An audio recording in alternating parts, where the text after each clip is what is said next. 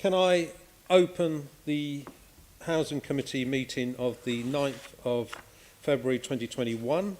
This is Murad Qureshi, Chair of the Committee. Can I firstly welcome members, officers and the public watching on webcast to today's meeting. In accordance with the government regs, we are holding this meeting on a virtual basis with our Assembly members and guests participating remotely. Everyone is encouraged to take part in the discussion on social media using the hashtag London Housing for this meeting at London Assembly. Can I ask everyone to check that the electronic devices are switched to silence mode and that the microphones are switched to mute when they're not talking to avoid any interruptions. Now, the main item of business today is the end of term meeting with the Deputy Mayor on an assessment of the mayoral commitments on housing and also seeing if the housing strategies will work in a post-COVID world. But first we have a few short items of formal business to go through. Can I ask the clerk, Diane Richards, if we've had any apologies for today's meeting and to confirm the members participating? Thank you, Chair. We have not had any apologies for today's meeting. In attendance on the call today are yourself, Assemblymember Qureshi, Chair of the Committee, Assemblymember Boff, Deputy Chair of the Committee, Assemblymember Berry, Assemblymember Devonish, Assemblymember Gavron, and Assemblymember Curtin, and we are expecting Assemblymember Cooper, who should be joining the meeting later. Thank you very much, Diane. Can I also, as Chair, please take a moment to note that today will be Assemblymember Nikki Gavron's last meeting as the member of the Housing Committee, and to thank Nikki Gavron for her hard work over the years and wish her all the best in the future. Thank you. Item 2, declarations of interest. Can I ask the committee to note the declaration of interest set out at item 2? Noted? Yes. Okay, Noted. thanks. Are there any other declarations?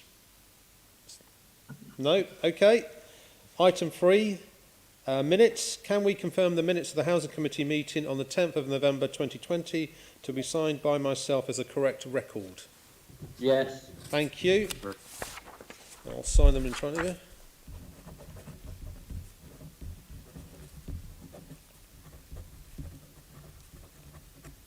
Thank you. Summary of a list of actions, Chair. Can we note the completed and closed and outstanding actions arising from the previous meetings of the committee and the additional correspondence as listed in the report? Noted. Thanks. Item 5. Can we note the recent actions taken by myself as Chair under delegated authority following consultation with party group lead members, namely agreeing the committee's response to the technical shared ownership consultation and also agreeing the committee's 5 steps to build on everyone in London report? Noted. Thank you. Noted. Can we ratify the signing of the letter signed on the 8th of January from the all-party parliamentary group on leasehold and common hold reform to the Right Honourable Robert Jenrick MP? Noted. And finally, can we note the committee's work programme as agreed under delegated authority by the Chair of the GLA Oversight Committee on the 3rd of December 2020? Noted. Whoa. That brings us now, item 6, to the main item of business, which is an end-of-term report, really, on the Mayor's activities and housing, as well as whether we're ready for a post-COVID future in London in the housing arena. I will begin by introducing our guests, Tom Copley, the Deputy Mayor for Housing, and Ricardo White, the Director of Housing and Land for the GLA Group. Thank you for both coming along this morning. Can I begin the questioning by directing some questions on building homes for Londoners? It was the Mayor's ambition to create a new and powerful team at the heart of City Hall, building an alliance with all those with a stake in building new homes for Londoners. So can you tell us what ways this new team is different from the previous boards and setups that we had? Tom? Thank you, Chair. I'd like to take a moment, first of all, to echo your thanks to Nikki Gavron. Nikki, I've known for many, many years. Many years ago, gave me one of my first jobs and has been a good friend and mentor ever since, and has made a huge positive impact on London, particularly in the areas of housing and planning and the environment. And I've no doubt that although she is leaving the Assembly, that work will continue. So I wanted to put that on record.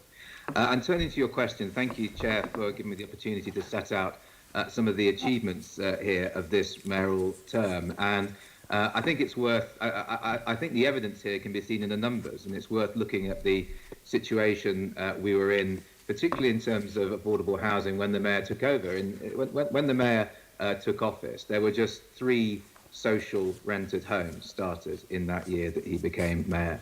And there's been a step change both in ambition and delivery under this mayor, who, unlike the previous mayor, does chair the Homes for Londoners board, which brings together key figures from across the housing sector. And I think the success of the mayor's policies is borne out in the numbers. So last year we started a record number of affordable homes since the GLA began keeping records on this in 2003. Last year, more homes for social rent were started than in the entirety of the previous mayor's second term. And of course, we have seen, and this is something that is particularly important to the mayor and something that I'm particularly proud of, the big increase in the growth in the number of new council homes being developed. So last year, more new council homes were started in London than since before I was born, since 1983. So I think that record alone on affordable housing delivery is very impressive. But there's many other areas as well that the mayor has taken a much stronger approach than his predecessor. If you look at the very interventionist approach the mayor is now taking when it comes to land, for example, I think this is one of the most exciting areas of work that is going on within the Housing and Land Directorate at the moment. You've got sites like St Anne's, like North Middlesex University Hospital, like the Holloway prison site coming forward with support purchased using things like the Mayor's Land Fund in order to ensure that these sites are developed with a very high level of affordable housing. If you look at the work we're doing on planning and viability as well, one of the first things the Mayor did when he took office was to bring in a team of viability experts to make sure that we are getting the most affordable housing that we possibly can out of private developers. And that, combined with the threshold approach within his affordability and viability SPG, and now integrated into the new London plan, has driven up the percentage of affordable housing on the big referable schemes from 25% when he took office to 37% last year. And actually, if you look at it by habitable room, it's up to 40%. I think these are big achievements. The huge achievement on rush sleeping, particularly during this pandemic. I came in just as we went into lockdown into this job and saw the incredible work and dedication and the world-leading effort that was put in by our rush sleeping team with our partners, with boroughs, in order to pioneer the Everyone In campaign, the Everyone In operation, which was then rolled out across the country. That has been an enormous success, and one that we hope if we could get the support and the continued funding from the government, one that we would like to see have very long-lasting results. The work on the private rented sector, the mayor has no power over the private rented sector, and yet is delivering policies that help renters through things like his rogue landlord agent checker and the newly launched property licence checker. And during this campaign, in particular, I think that the work that's been done training Met police officers on how to deal with illegal evictions in partnership with Safer Renting has been a huge achievement as well, and actually will make a very big difference to the lives of people renting in the private sector. And I'll just finish off with one final point. So for me, one thing that really sums up and brings together all of the mayor's policies over the last, or many of the mayor's policies, I should say, over the last coming up to 5 years, and the success of those, it's sort of encapsulated for me in the St Anne's Hospital site. So this site was due to be developed with just 14% affordable housing under a previous consent from 2015. The mayor used his land fund to buy the site. Now it's going to be developed with 60% affordable housing and include 50 community-led homes. So this development really brings together the mayor's policies on planning, land, affordable and community-led housing. And it's going to be an exemplar scheme of which I think we can be very proud.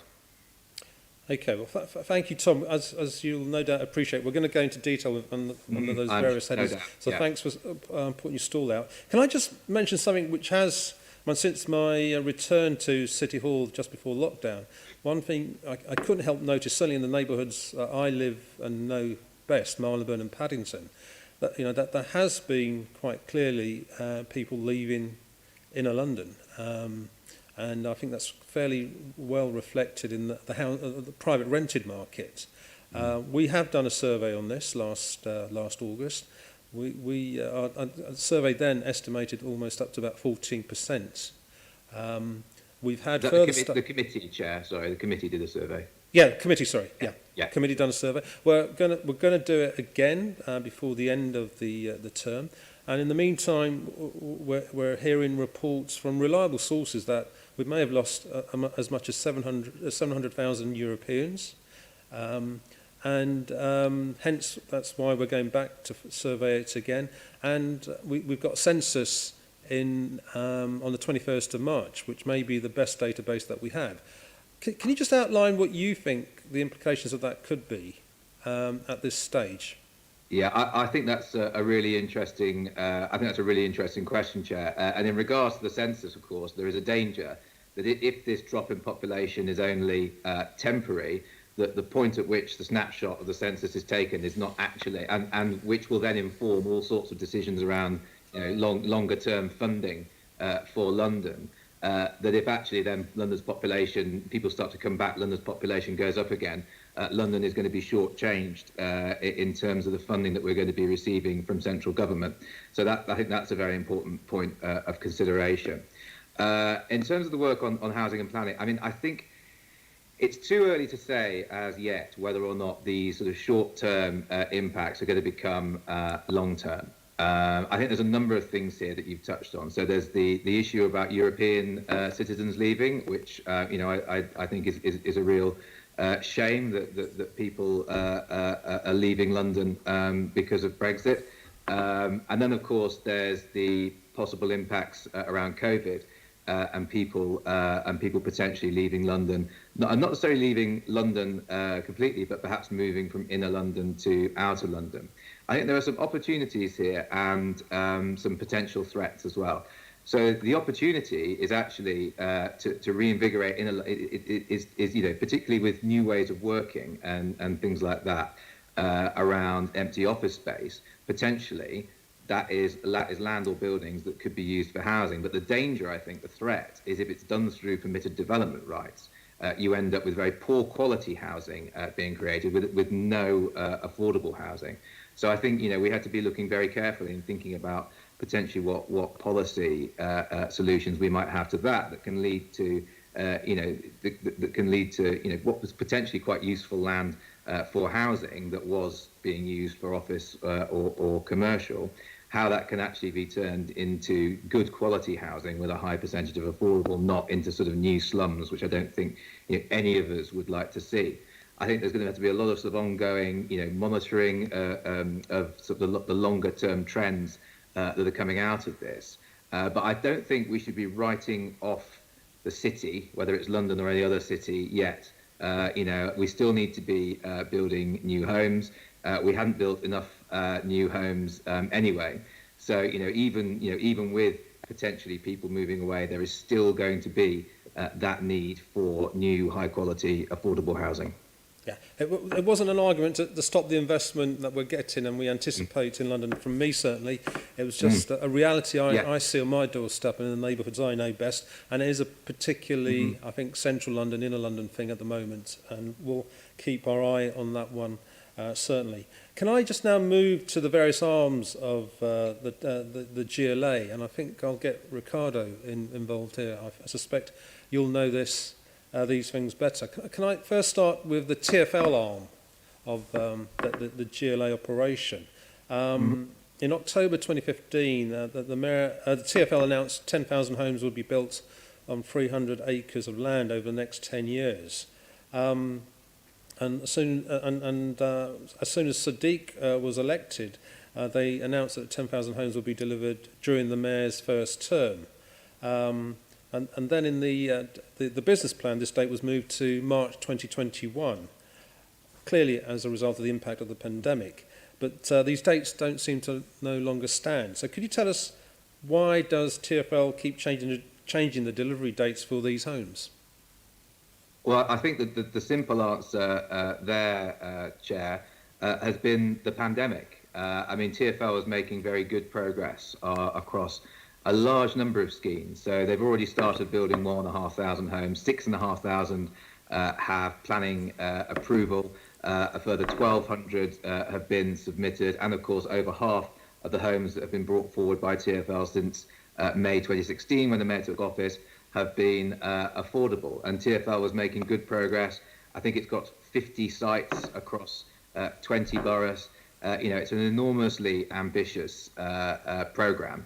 And you'll have seen recently that I think the largest single permission for a TfL scheme was granted a couple of weeks ago in Ealing at Bollow Lane, which will deliver 850 homes, of which 50% will be affordable. And we've also had, I think, really good and improving links between the Transport for London team and our team in housing and land.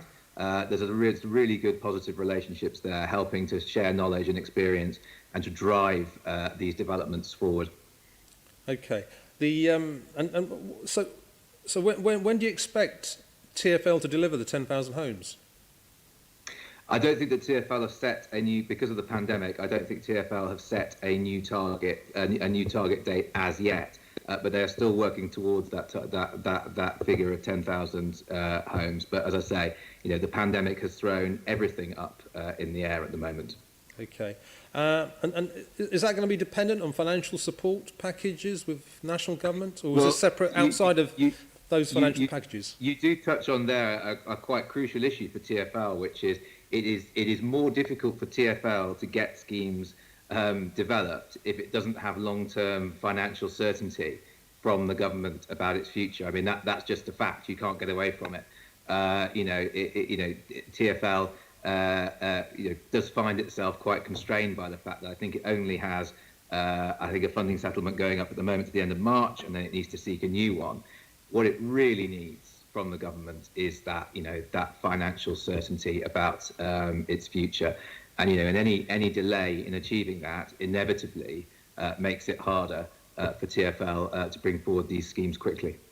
Okay, and just I don't know if Ricardo wants to come in on any of these. Yes, please, Ricardo. No, I think you've covered it all. Okay. Well, look, here's something I picked up from some of my colleagues, councillors in the City of Westminster. And they noticed there was a planning inspectorate meeting on planning mixed-use schemes in the city, and TfL came along and almost suggested they were exempt from the local authority commitments. So that 50% of all the mayoral, 50% of homes across the 10,000 was over and above what they were going to be able to do anyway. Is it one or the other, or can we have both? Sorry, Joe, I'm not quite clear what you mean by that. Well, TfL suggested in this consultation meeting that in some ways the demands of City of Westminster Council were kind of less of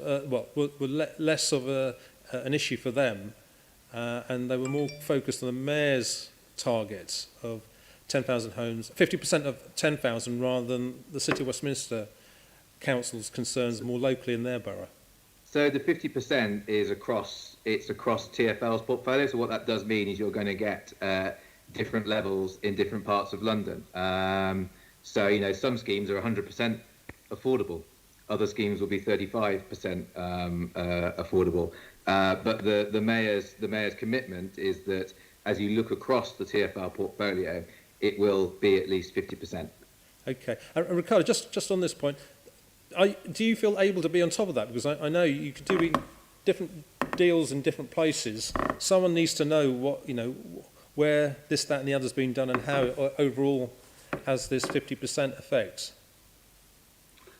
Yes, so as Tom said earlier, we do have really close and strong links with the TfL development team, partly because it's important that we do that to share knowledge and expertise, but also so that we can have early discussions with the TfL team, particularly in regard to grant funding and where grant funding can go into the portfolio as early as possible to maximise affordable housing delivery.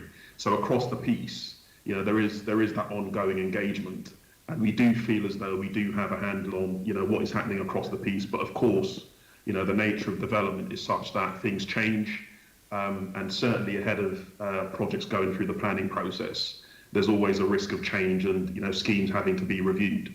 But on the whole, as I said, there are sort of close working relationships there, and we are involved at quite an early stage so that we can support their TfL's ambitions.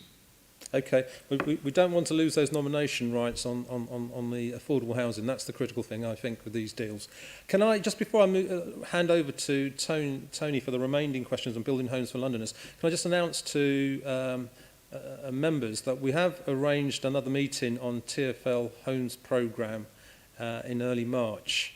I think it's the 23rd, so if you want to come along, please join us to take this discourse further into details, particular schemes and proposals. Tony. Thank you, Chair. I think Andrew Boff wanted to come in before. Oh, sorry, Andrew. Sorry, I didn't notice. Yes, sorry. Just on TfL, you're talking about the marvellous working relationships that TfL now have with, sounds like everybody, except residents, of course, both in Cannons Park and Arnos Grove. Your applications for developments were rejected, and I just wanted to know what you're going to do better in order to move forward the housing programme for on TfL sites. Well, I do note from Twitter, Andrew, you seem to have switched from being the Conservative Group spokesperson for housing to the Conservative Group spokesperson for car parks. I think it's a real shame that those schemes were rejected. I think they were very high quality schemes. You know that's not true. I think if you look hold on. You know that's not true, don't you? I'm sorry. You've just said it's not true. What's not true? I've suddenly become the spokesman for car parks. You know that's not true.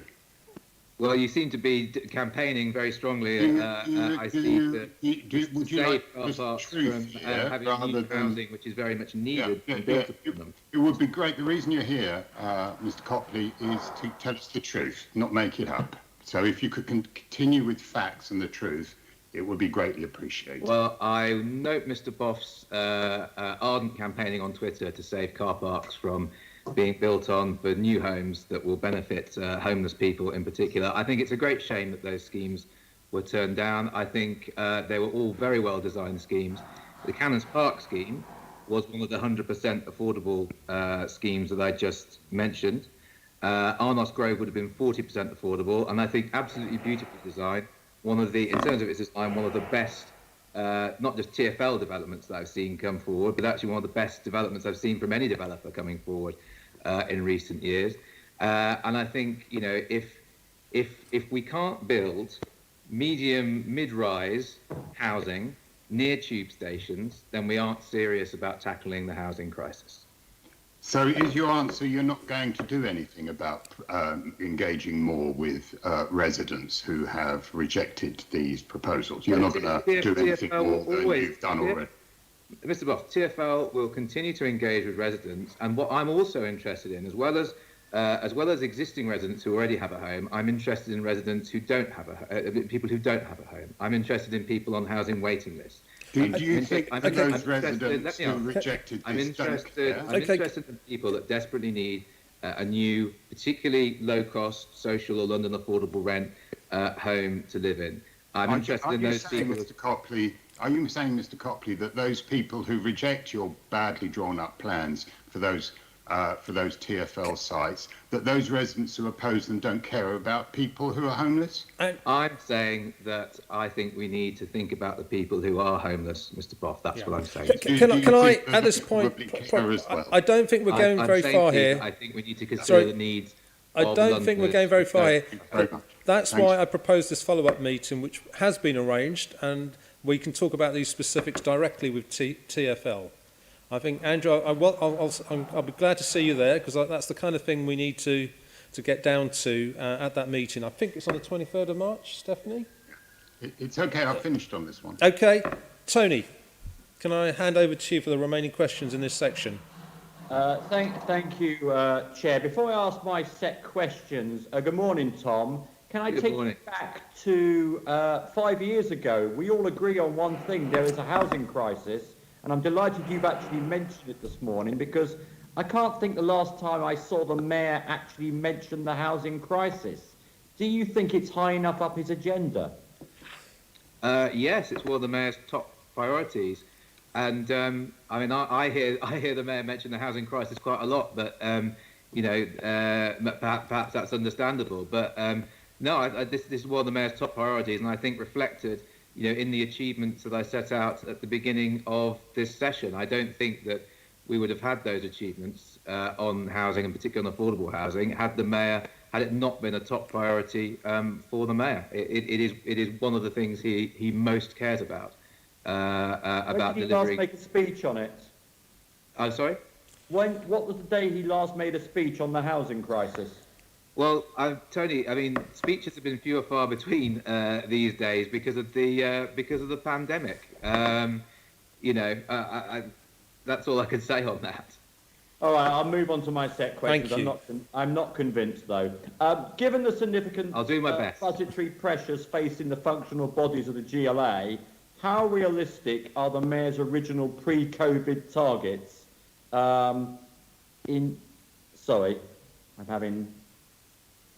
Original targets, for example, for MOPAC is a specific example, where MOPAC are committed to find 2,500 homes.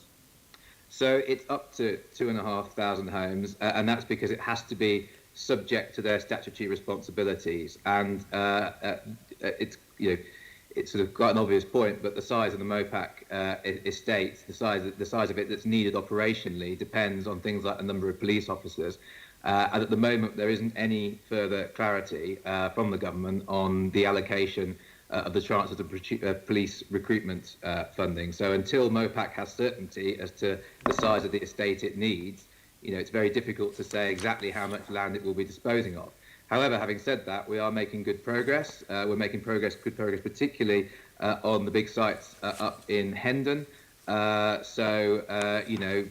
expecting to see a good delivery on those sites and on other sites as well. Well, I hope we're going to hear more on the Met, because I've sat through the same meetings you sat through, Tom, and progress on the Met has been glacial for the last 5 years. But I'll ask my next question. In relation to LLDC, concerns have been raised about how generally affordable. Sorry, I'm having IT issues. Should print the papers out.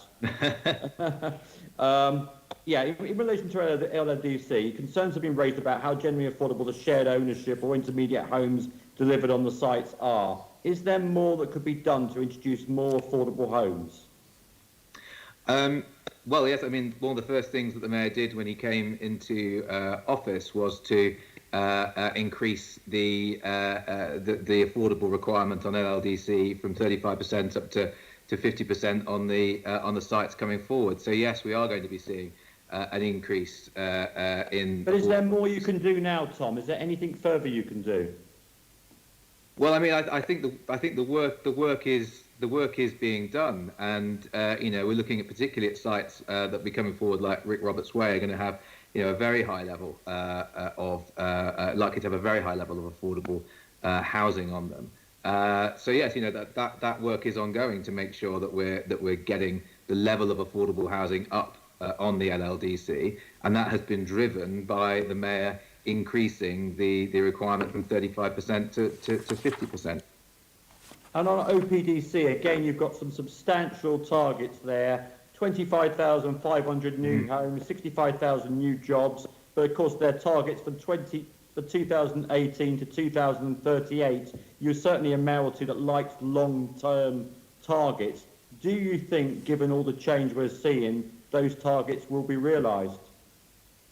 Yeah, I think that progress is being made on OPDC. It's an incredibly exciting project, and I'm very pleased that David Luntz has now been formally, fully appointed full-time, as it were, as their chief executive, because he brings a huge amount of knowledge and experience, and of course is very well known to us in housing and land. So we've had plans approved for over 6,000 homes in the area since 2015, when the OPDC came into being. 1,900 are complete, and a further 1,500 are under construction. Of course, we know one of the big challenges OPDC has is that it doesn't own any of the land within its area, and that's not an insubstantial challenge. So it requires it to make agreements with the landowners in the area. I believe that it now has come to agreements over the new plan with most of the landowners within the area. It's working very closely with HS2 and with Network Rail, and it's considering possible land acquisitions via the Mayor's Land Fund. So yes, there's a real movement to drive forward that project, Assembly Member. Thank you for that. And my final question, can you say with confidence that the Mayor has met his commitment to promote housing development on mayoral public land as a whole? And again, I'll remind you that 5 years ago, when we were all campaigning against one another, we talked a lot about the Mayor owned as much land as the whole of the London Borough of Camden, for example. He has got a huge amount of land within the TfL, GLA, Met, London Fire Brigade estate. Has he done a good job? I seem to think that there's some sort of, I now can't remember it, Assembly Member Devonish, but I think we measured TfL's land in terms of numbers of Hyde Parks, although in fairness, a lot of that was actually railway line, not land that you could actually build on. Yes, I mean, I think it's one of the things I can make, the work that the Mayor has been doing in terms of public land, I think has been a real step change from where we were before. And I alluded to some of this before. A lot of the really innovative work is coming through our land team in buying up sites like the St Anne's Hospital site, like North Middlesex University Hospital, like Holloway Prison, bringing them through and developing them. There's a huge amount of development, and I know this is a lot of this is primarily commercial, but the work that the development that's going on at the Royal Docks, on the public land there, absolutely extraordinary. Barking Riverside, again, really incredibly exciting project that I'm now on the board of, and it's one of the most exciting parts of the job. I think that the Mayor has very successfully driven forward development on land, but crucially not just driven forward development, but increased and secured far more affordable housing, and that's what we really want to see. I think one of the big differences between him and his predecessor was certainly not so interested in getting affordable housing on these sites. And one of the first things that the Mayor did when he came in was to make sure he was applying these affordable housing requirements across the GLA family portfolio, as well as saying that he expects these certain levels of affordable housing delivery from private developers. And could I ask you to write to me on one point, please? Mm-hmm. Will there be any more actual quantifiable figures in terms of the housing you have delivered before we go into PERDA? And if there will be, can we get those figures as soon as possible? Are there figures due at the moment? We've just had the last set of figures, Assembly Member Devonish, so there aren't any figures due to be published, unless Ricardo tells me otherwise, until post-election. Okay, I'll leave it there, Chair. Thank you, Tony. Can we now quickly move into the second area of our questioning, which is delivering genuinely affordable homes? Andrew will lead with the first few questions, and then Sean will get involved. Thank you very much, Andrew. Thank you. If I can just touch on the previous section first. Under this mayoralty, the OPTC has had to hand back a £250 million grant that would have delivered 13,000 homes. It's lost the support of its largest landowner, car giant, and has failed to get a local plan approved when a planning inspector ruled that only 14,200 of the originally planned 25,000 homes were deliverable. How do you account for this disastrous mismanagement? Well, look, I think the important thing is we've got a new plan which is going to be submitted to the planning inspector, or OPGC, I should say, have a new plan that's going to be submitted to the planning inspector in March. We expect that to be adopted by the end of the year. They are working closely with ourselves, with MHCLG and Homes England, to prepare a bid from the government from the forthcoming National Home Building Fund. And I think now the certainty of having David Luntz confirmed in post means that going forward, the OPDC is in a very strong position to deliver against the targets which we've just been discussing. So how many homes do you now plan to deliver in the OPDC area? As far as I'm aware, the figure is unchanged, but I would have to get back to you and confirm that. Okay. And also, in addition, if you could get back to me about when they will be delivered, I'd appreciate it. Yes, I'm sure there'll be a list of things that we will write back to the committee with. Thank you. So far, you on delivering the genuinely affordable homes that London needs. So far, you've made 60,594 affordable homes starts. You need at least 55,000 starts to meet the Mayor's target of 116,000 affordable homes by 2023. How many starts are you expecting to deliver each year up to 2023? So we've given a target of 10,300 for this year. At the moment... That's an Sorry, is that example of Martians why landing? people should silence their phones before the meeting. Apologies. No problem. So yes, we have a target for this year that we've set of 10,300 homes. We're currently working with our partners to maximise delivery against that target, and then following that, we'll be able to review the programme and establish what the delivery profile is going to be for the final 2 years. So it's 10,300. So 10,300 up to the 31st of March of this year. 31st of March. Which leaves us quite a lot, and you're going to publish a forward programme? Yes, as I say, once we've, at the moment, working on maximising delivery for this year, and of course that's extremely challenging, getting things revved up again, as it were, following not following the pandemic, because we're still in it. But you know what I mean. And once we have done that, we'll be able to look at profiling the next 2 years. I should say an incredible amount of work is going on, working with our delivery partners to get new starts into the programme, to get engagement from from other partners to take on new developments and new starts as well. There's an enormous amount of work going on building our programme, but the challenges that we face are not just exclusively COVID. That's had a big impact. The cladding crisis is a huge challenge for our partners, as of course it is Brexit. Still, we've now got a deal, but we're still sort of coming to terms, with what some of the additional barriers and red tape might be as a result of the deal that's been struck. Well, there'll be less red tape, won't there? I was reading that you now have to get a certificate to take your banana to. Did you see this? You have to take your banana onto the continent, which strikes me as additional red tape. Are you growing bananas now, or just talking them? I don't know. The Mayor and the G15 housing associations have called for 4.9 million a year to deliver 325,000 billion actually. 325. I read that and I thought that's wrong. I wish it was only 4.9 billion a year. 4.9 billion per year to deliver 325,000 new affordable homes over the 10 years from 2022 to 2032 in London. How confident are you that should the Mayor be given the money, the housing associations and housing building industry will be able to deliver this amount of housing?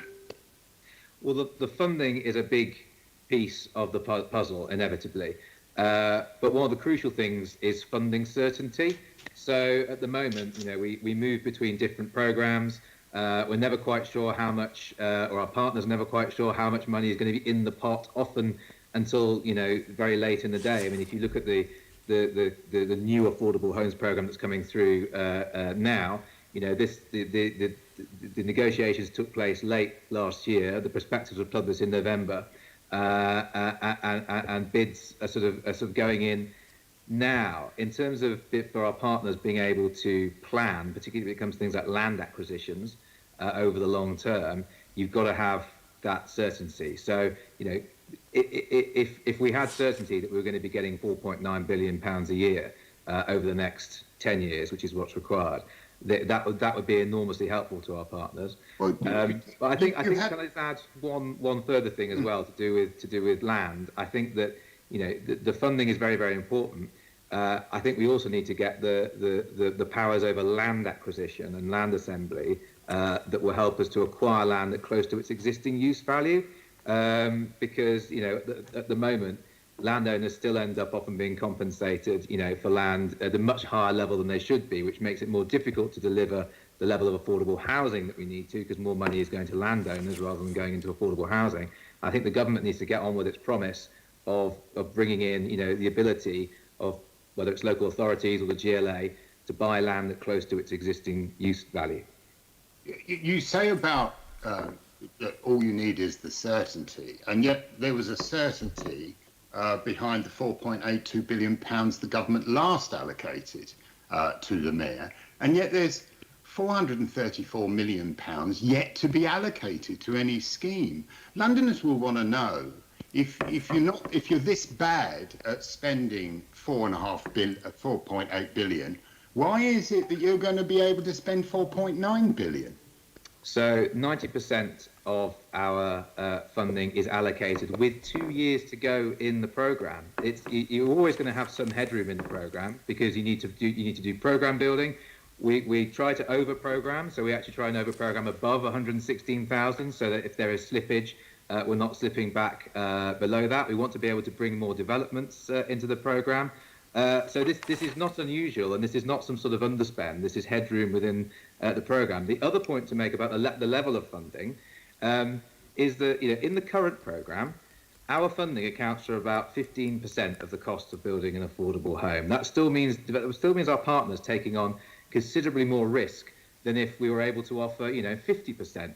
And if the higher the grant rates we're able to offer, the easier it is for partners to be able to bring homes forward, and the more that we can de-risk developments using our affordable housing funding. The grant rates in the current programme, for an RP, for a London affordable rent unit, £60,000.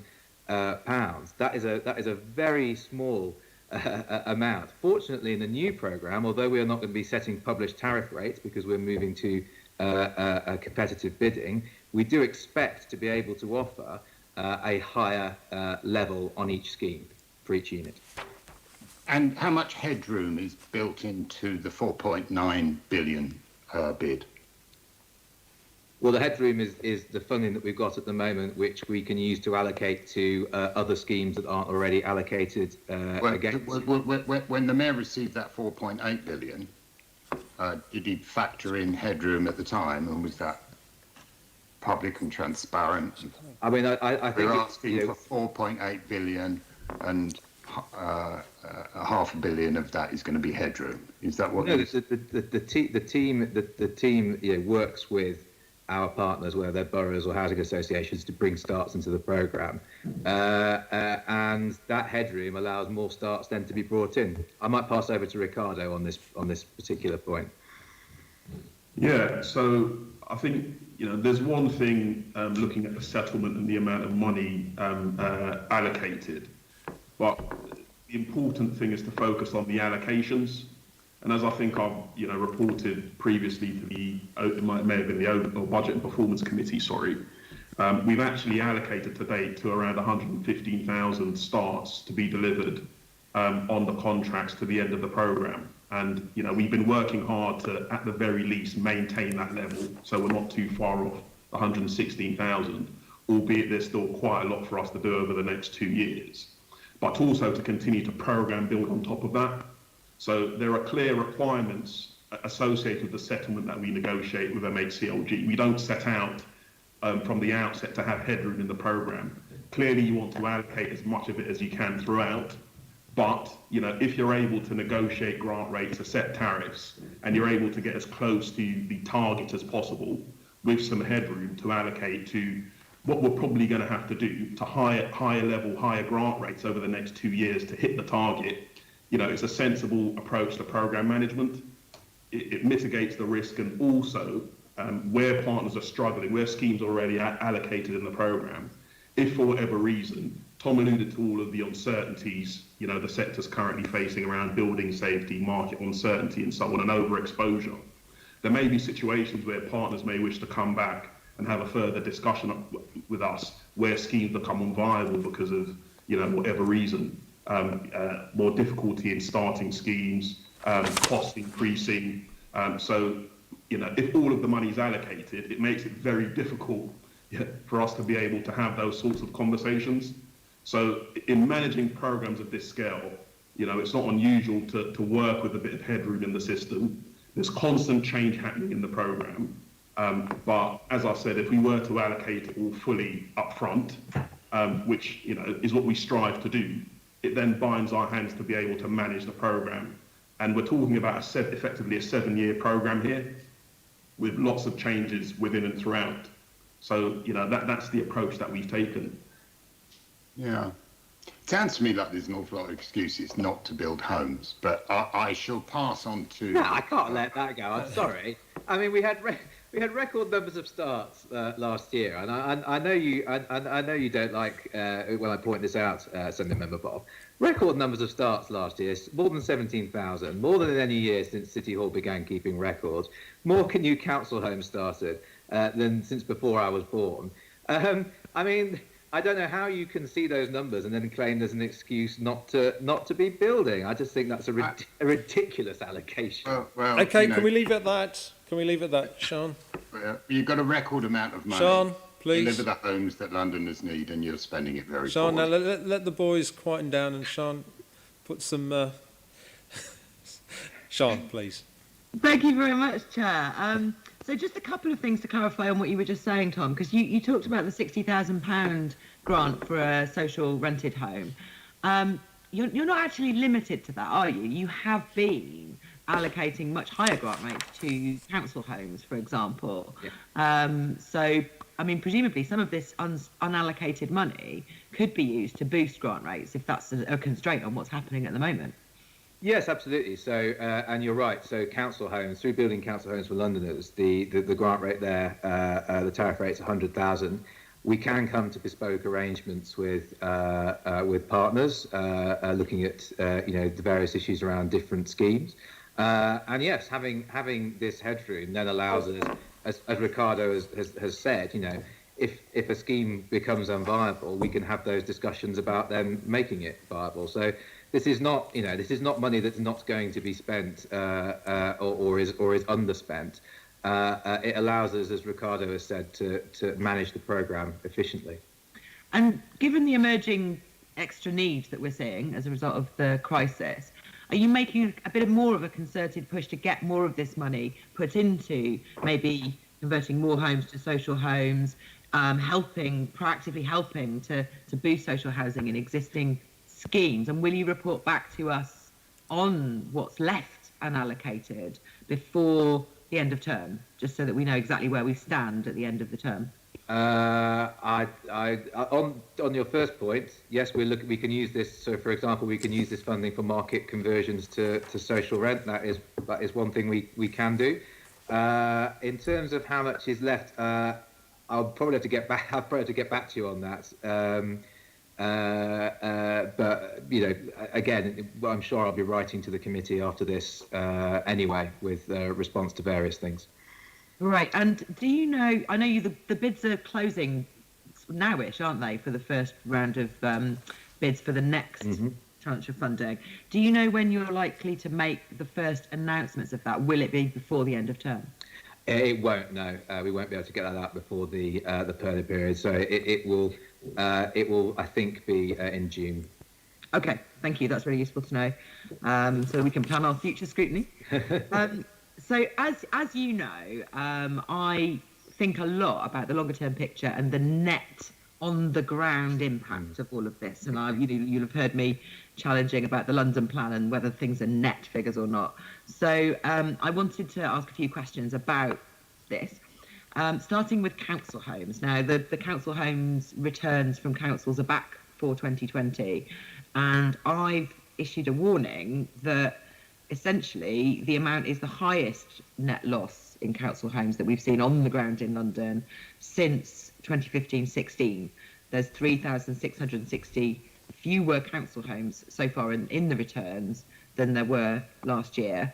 And looking back right to 2012, you've got a net loss across London on the ground of 25,493 council homes is where we're up to, including this year's figures.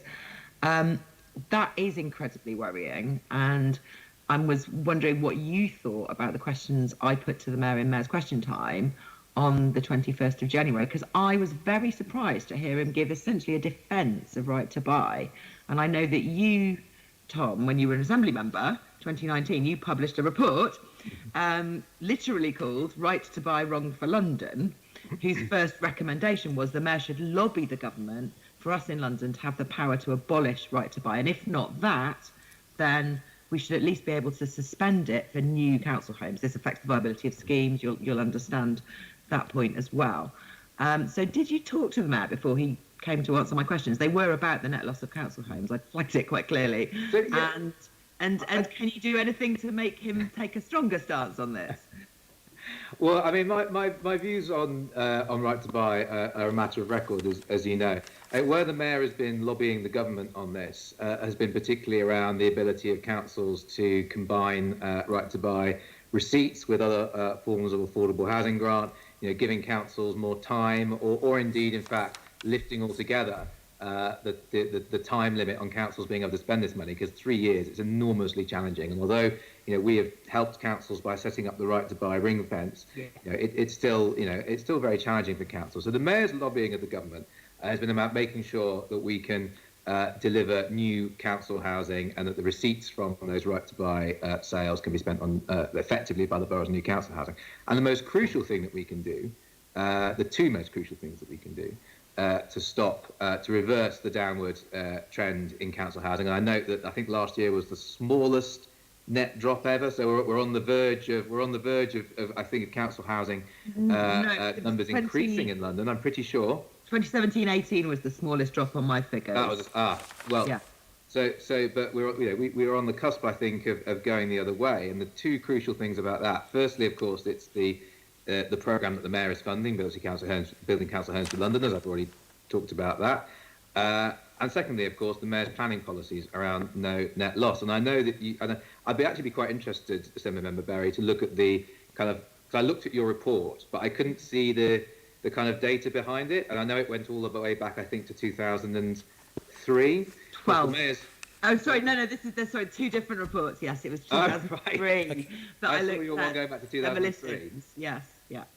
But either way, I'd quite like to see the raw data behind that. And I've had some conversations with some borough leads, and they look at your figures on that and they say, "Hang on a minute, I don't see that can be right." And I'm wondering, for example, whether you're counting LAR replacements as social rent replacement, for example. And also, when you have to remember, of course, if you're taking into account the time lag between when a home is demolished and when the replacement home is built. And the other thing, just to finish off, sorry, I realise I've been rambling on a bit, is the Mayor's planning policy about no net loss. And that, I think, that's only come in recently. The Secretary, although that has had considerable weight in planning anyway, because it wasn't subject to a direction, the Secretary of State's only just signed off on the new London plan. But we should, I think, expect to see, we're already seeing this, because I see it on the applications, the planning applications coming through, but we should see, particularly over the next few years, the full impact of the Mayor's policy on no net loss. Yeah, I think, so I'll come back to right to buy in a moment, but I don't believe you finished the answer on that. But certainly it would be good to have a more detailed discussion. What I would expect from the Mayor's policies on replacement homes, particularly for social homes, that we would expect to see the net losses reducing. And I look at the data, and it is the data as it is on the ground. It's what's coming back from councils, and I'm surprised to see both continued high right to buy returns, particularly when people are so squeezed, but also surprised to see such continuing demolition. You would expect that to turn around in future years, but I basically concluded that the mayor's policies were not really having an effect yet, and we're still waiting for that. In terms of the data, it is just, again, it's just what's there in the London Development Database. Large numbers are checked against individual schemes. And for example, I know Southwark have been in touch with me.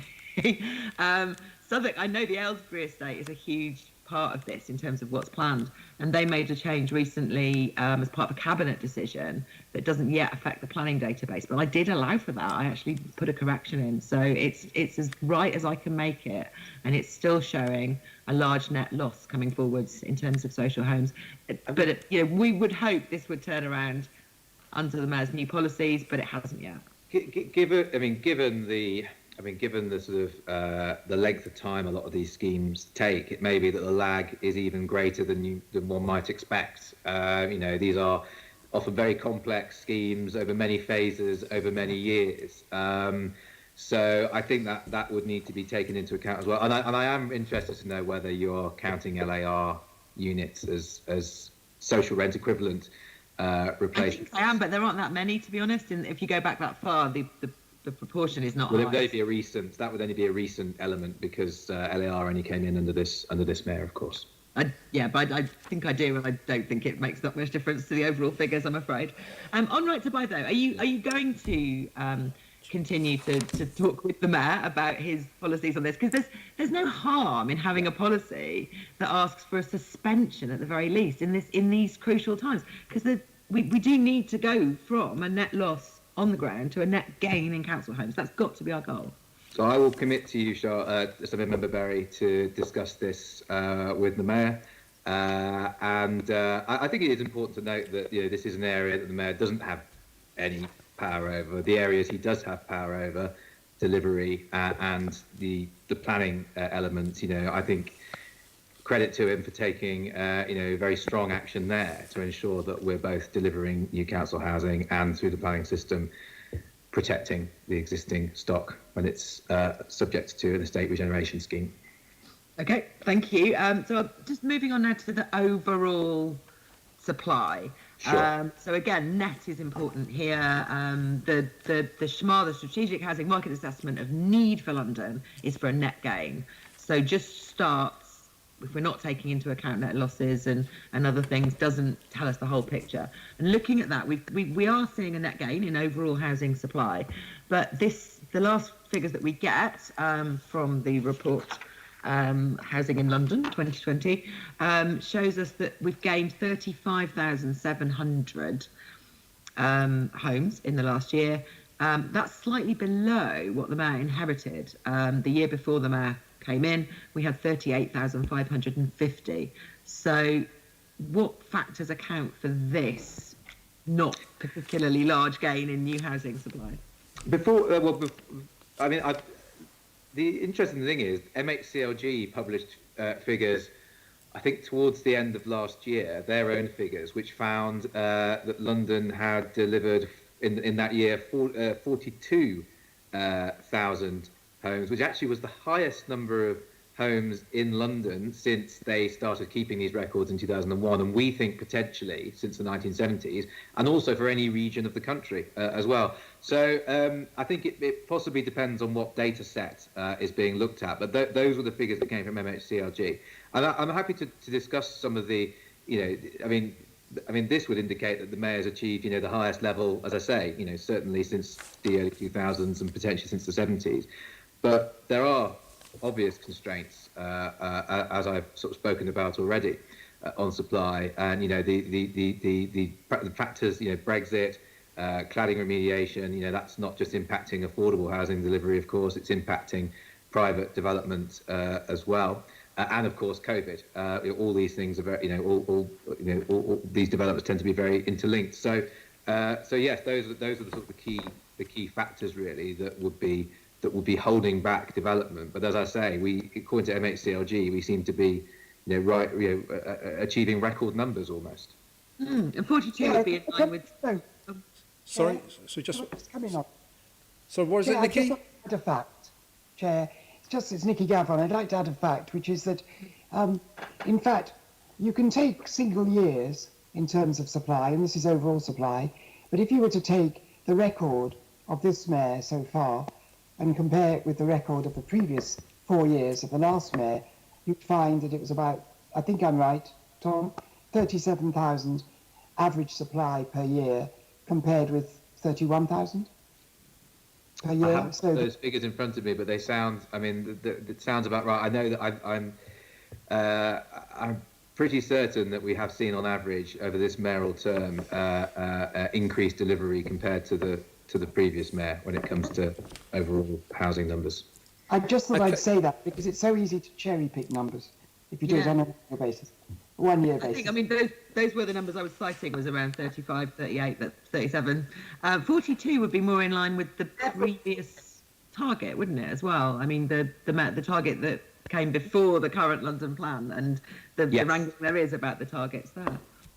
Yes, I mean, in fact, 42,000 is the target in the previous I think so. London plan. In the new London plan, it's 52,000. Okay, well, we'll keep challenging you on that, and we'd be very interested to be kept up to date on any new modelling that you're doing about housing need, as I think the chair said as well. So going back to the Affordable Homes Programme, which was originally 2016 to 21 and is now the 2016 to 23 Affordable Homes Programme, with the target of 116,000 starts, I think is the goal. Yes. I think that's the target. When will you get to that target? Because I know a lot of the spend profile of that programme goes way into the future, goes up to 2030, I think. So the target is start. So that is now end of March 2023. That's the target to achieve those starts. Okay, and a lot of the money won't be handed over until future years after that. I would bring Ricardo in on this. So the profile for expenditure is usually linked to either land acquisition, start on site, and completion, because we obviously want to ensure that there is some incentive for partners to remain focused and deliver the completions as quickly as possible. So that's why the funding is profiled out beyond 2023. Okay, so in that case, some things that were started in 2023 are still being built in 2030. Does that make any sense? Yes, when you've got major schemes, long-term estate regeneration schemes that require investment of grant up front, where otherwise they wouldn't be able to get off the ground, then it's essential that we do invest that money to ensure that those major schemes start on site. But where you're looking at phased delivery, the completions will usually follow over a number of years. I think that speaks to the thing that Tom was saying as well, that you demolish things, you don't instantly get back the rebuilt homes, do you? You wait and you wait. There's a lot of lost sort of opportunity years of housing in demolishing.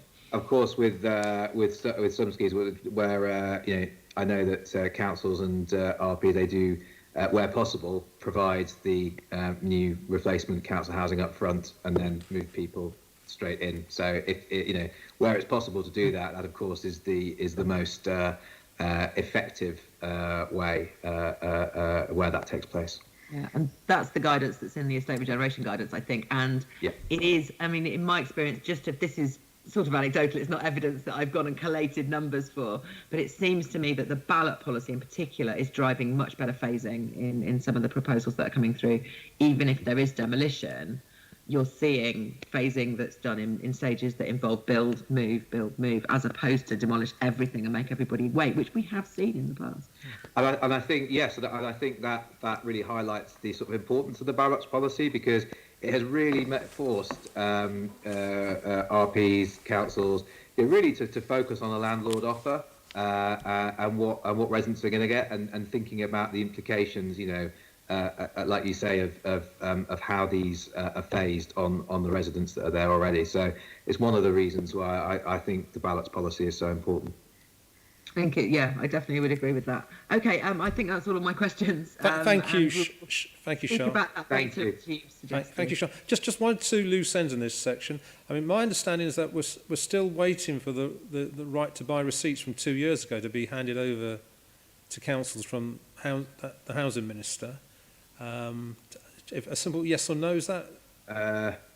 No? Okay. I'm not sure. I mean, Ricardo. Sorry, I'm not sure I quite understand. Yeah. Well, the receipts were meant 2 years ago. There was a commitment made by the housing minister that that councils will get 100% of the right to buy receipts. Oh, was this the review that they did? Yeah. Because I think 2 years ago they did the review and they've not yet Yeah. actually responded Yeah. to that consultation. So we await that. Okay. But it's really important. It's really Yeah. important for council delivery that they have this flexibility. And just the final issue, which has been playing in my mind, actually, it's not within our remit, but the Help to Buy scheme in London is essentially from central government to developers. I'm just intrigued that the Scottish government has decided not to have that programme in Scotland. I just wondered, Tom, what your views were, and were there similar lessons for us to be learnt here in London? So, I mean, Help to Buy, it's a national government policy, so it's not one that the mayor has any control over. So, you know, it's a matter for the government, really. Okay, I just thought that there may be a view and a perspective on that. Okay, I'll move on to the next area of questioning, high quality homes and inclusive neighbourhoods. Myself and Sean will lead on this. I'm going to go straight to the issue which is quite paramount since the lockdowns and the current pandemic, overcrowding. Will the Mayor commit to the Assembly's call to review all planning and housing policies to take overcrowding and ensure the suitable provision is made for family-sized homes? So I think it's absolutely clear that people who are living in overcrowded accommodation have been particularly hit by COVID and the pandemic. I think that the mayor's policies in the new London plan were already bringing in measures that are going to help with overcrowding and with the quality of people's accommodation in future. You know, whether that is the minimum space standard, minimum floor-to-ceiling height, minimum requirements around outdoor space, and requiring boroughs as well to set seismic policies for their social housing, which is something that they're going to be required to do for the first time. We're building a lot of these requirements into the new affordable homes programme as well, these requirements around quality, around design, space and things like that, to make sure that that we're delivering the high quality homes for people to live in and to help to tackle overcrowding in London. I think it's worth as well reflecting on some of the data on social rented housing. So we've actually seen an increase in the percentage of social rented housing being delivered in London that is family sized. It's gone, I think, from around 35% under the previous mayor up to 41% under the current mayor, which I think does suggest that the mayor's policies in this area have been having some impact. Okay. I personally, I feel in regeneration efforts, there is an argument from the pandemic to reduce densities, certainly, in those proposals. So the one I live in, I think clearly the hotspots for COVID fatalities have been in those very areas.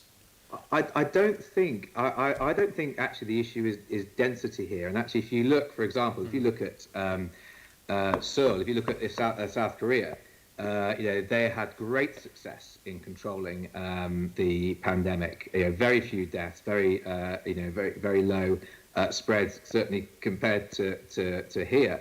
And that's a very dense city. I think the issue is quality. Actually, you can achieve density. You can achieve density of the high quality with these requirements that I've already set out around outdoor space, private outdoor space, ceiling heights, bedroom sizes, things like that. Actually, if you're delivering quality housing at density, I think that's fine. I think the issue we've got in parts of London is really low quality housing, and particularly some of this really low quality housing in the private rented sector.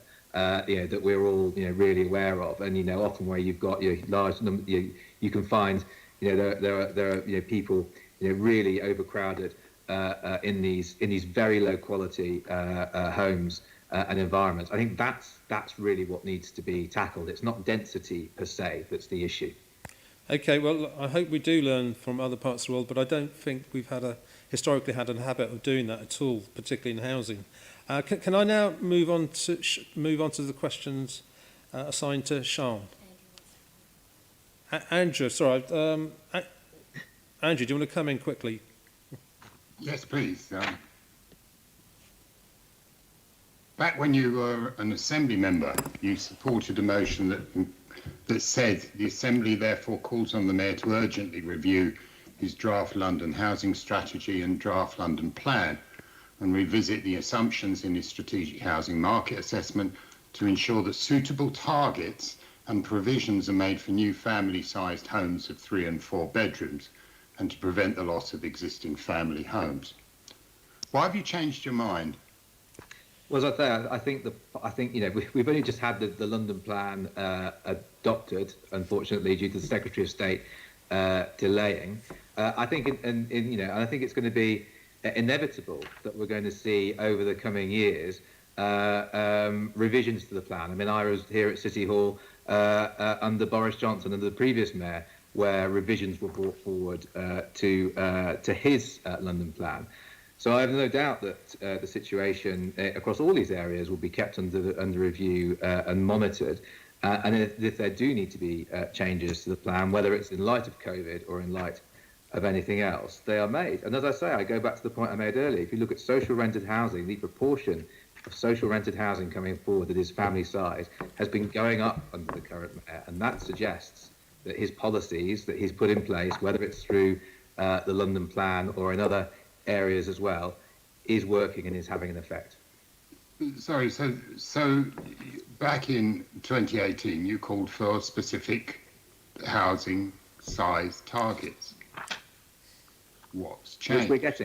Which we're getting in the new London plan. Boroughs are required to come up with a size mix for their social rented affordable housing. That is a requirement in the new London plan, which has now been adopted.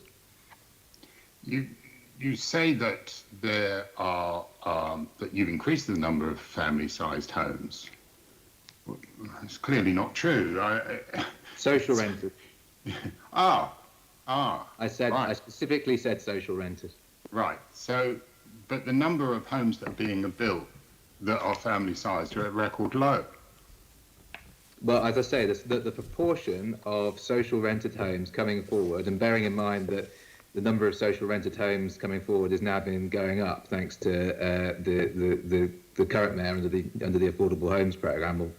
That has gone up from, I think it was 35, 36% to 41%. So there has been an increase in the proportion of social rented homes coming forward that are family size. Thank you, Chair. Thank you very much. Sean. Thank you very much. Yes, so I wanted to ask about community-led housing. We're looking at the budget again this year, and we can still see that there's 25.5 million, 25.5 million unspent from a community housing fund that was 38 million only in total. How are you getting on speeding that up, and will you meet the target of 500 community-led homes by 2023? Yes, we're still working towards the target of 500 homes by end of March 2023. It is an enormously challenging area. It's really exciting one. I mean, it's great to be working with these organisations, but by their very nature, they are small organisations. They lack expertise and experience. It's why the creation of the community-led housing hub was so important. But it does make getting delivery going challenging. There's no doubt about that. We have recently, within the Housing and Land team, taken on an additional person to work on the community-led housing side, which I think is going to make a real difference, and I really welcome that. and I meet with community-led housing groups. I met a few weeks ago with London CLT. So it's an area that we've got a real commitment to delivering on, that the mayor has a real commitment towards. It's just by its very nature an area where we're dealing with organisations that have sort of lower capacity, lower experience. But part of what the mayor's doing is trying to make sure that we build that capacity, build that knowledge sharing, so that other groups can then learn from that and come forward with their own schemes. You'd think this was an ideal area for bringing forward some revenue to support the release of capital, and almost you can probably convert some of the capital to the revenue that would deliver that. I mean, they're inexperienced in terms of being developers, but they know what they want. They're not unable to commission. You'd think it would be a good thing to do to try to enable them to hire the expertise that they need rather than expect them to develop it. I believe we do provide revenue funding. More for those knowledge. Yeah, we do provide groups with revenue funding. Yeah, so that's the support that we do give. But yeah, is that enough if things aren't moving quickly enough? Could you do more to shift more revenue in their direction? I think groups have to come to us obviously with with a plan and with bids, and obviously we're spending taxpayers' money, so we have to make sure that the funding that we are giving out is going to be spent effectively. But we are giving out revenue funding, and we welcome bids from groups for that. And as I say, we have taken on additional personnel within the team to be working with community-led housing groups. And bringing forward more public land for this is obviously something that's got potential. We've only seen the 2 things from Transport for London so far in their small sites scheme. Is there more that you can do to ring fence certain land releases for community-led homes to bid for? Because that having land to bid for is what seems to galvanise a lot of activity and a lot of people making plans, as we saw with the ones that were put out.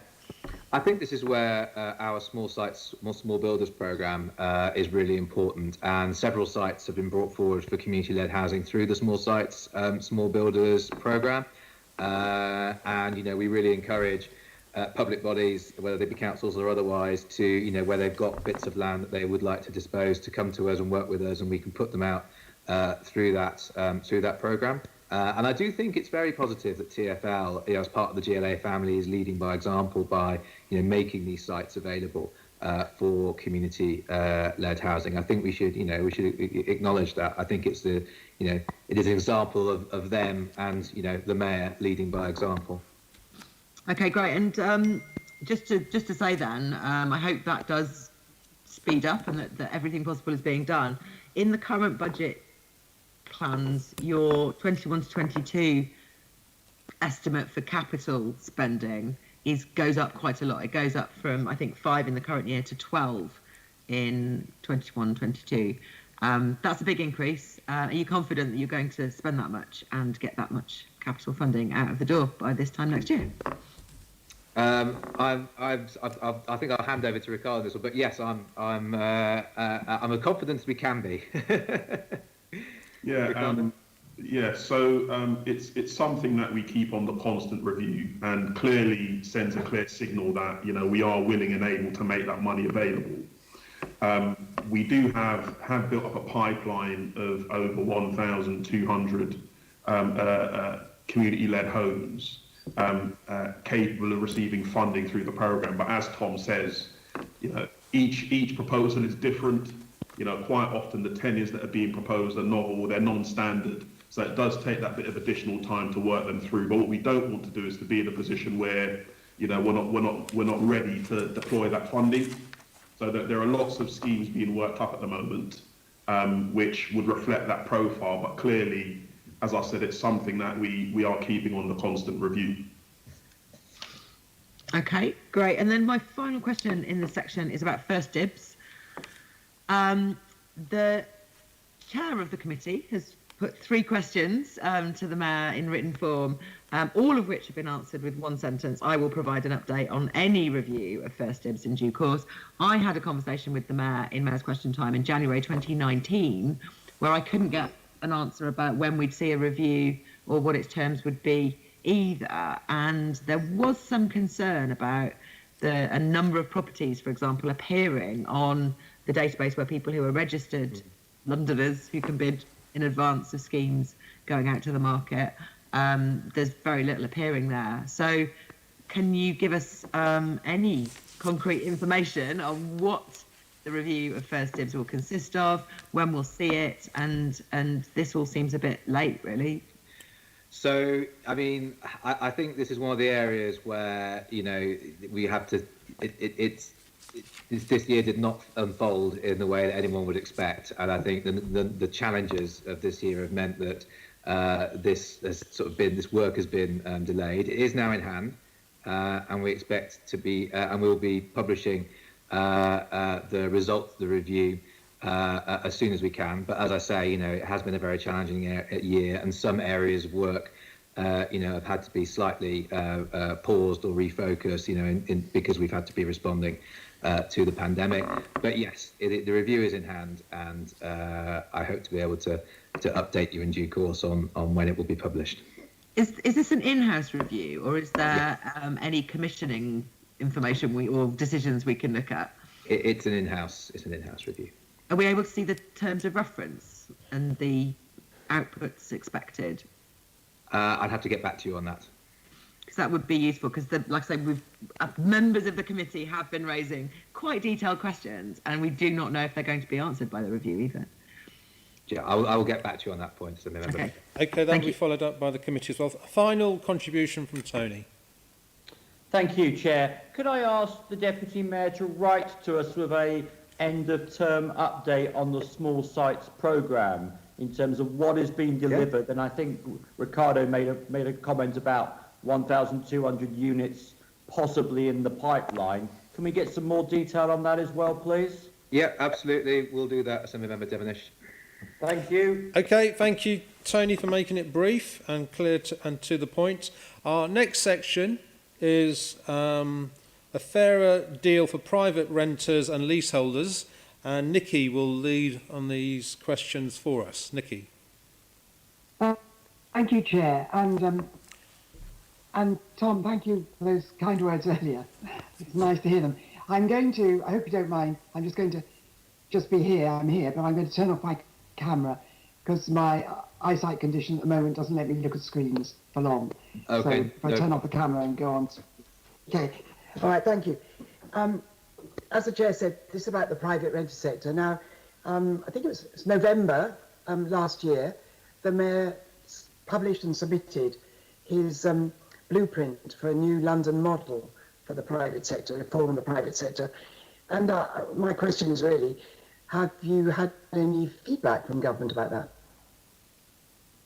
So I think it's fair to say that the government has not particularly been particularly amenable to some of the things that the mayor has been suggesting around the private rented sector, which is a shame. But I think it's very important that we advance these arguments. I mean, the mayor pushed, for example, for a ban on lettings agency fees. The government eventually decided to do that, having sort of railed against it for quite some time.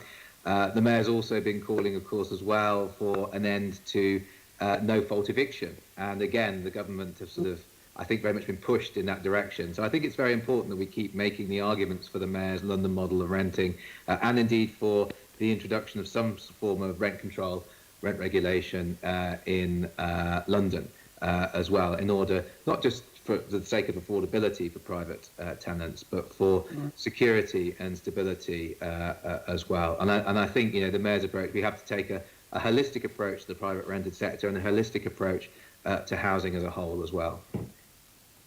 Well, I know we're all with you on this. Has the mayor, do you know if the mayor's had any actual meetings or discussions or Zooms with government about this?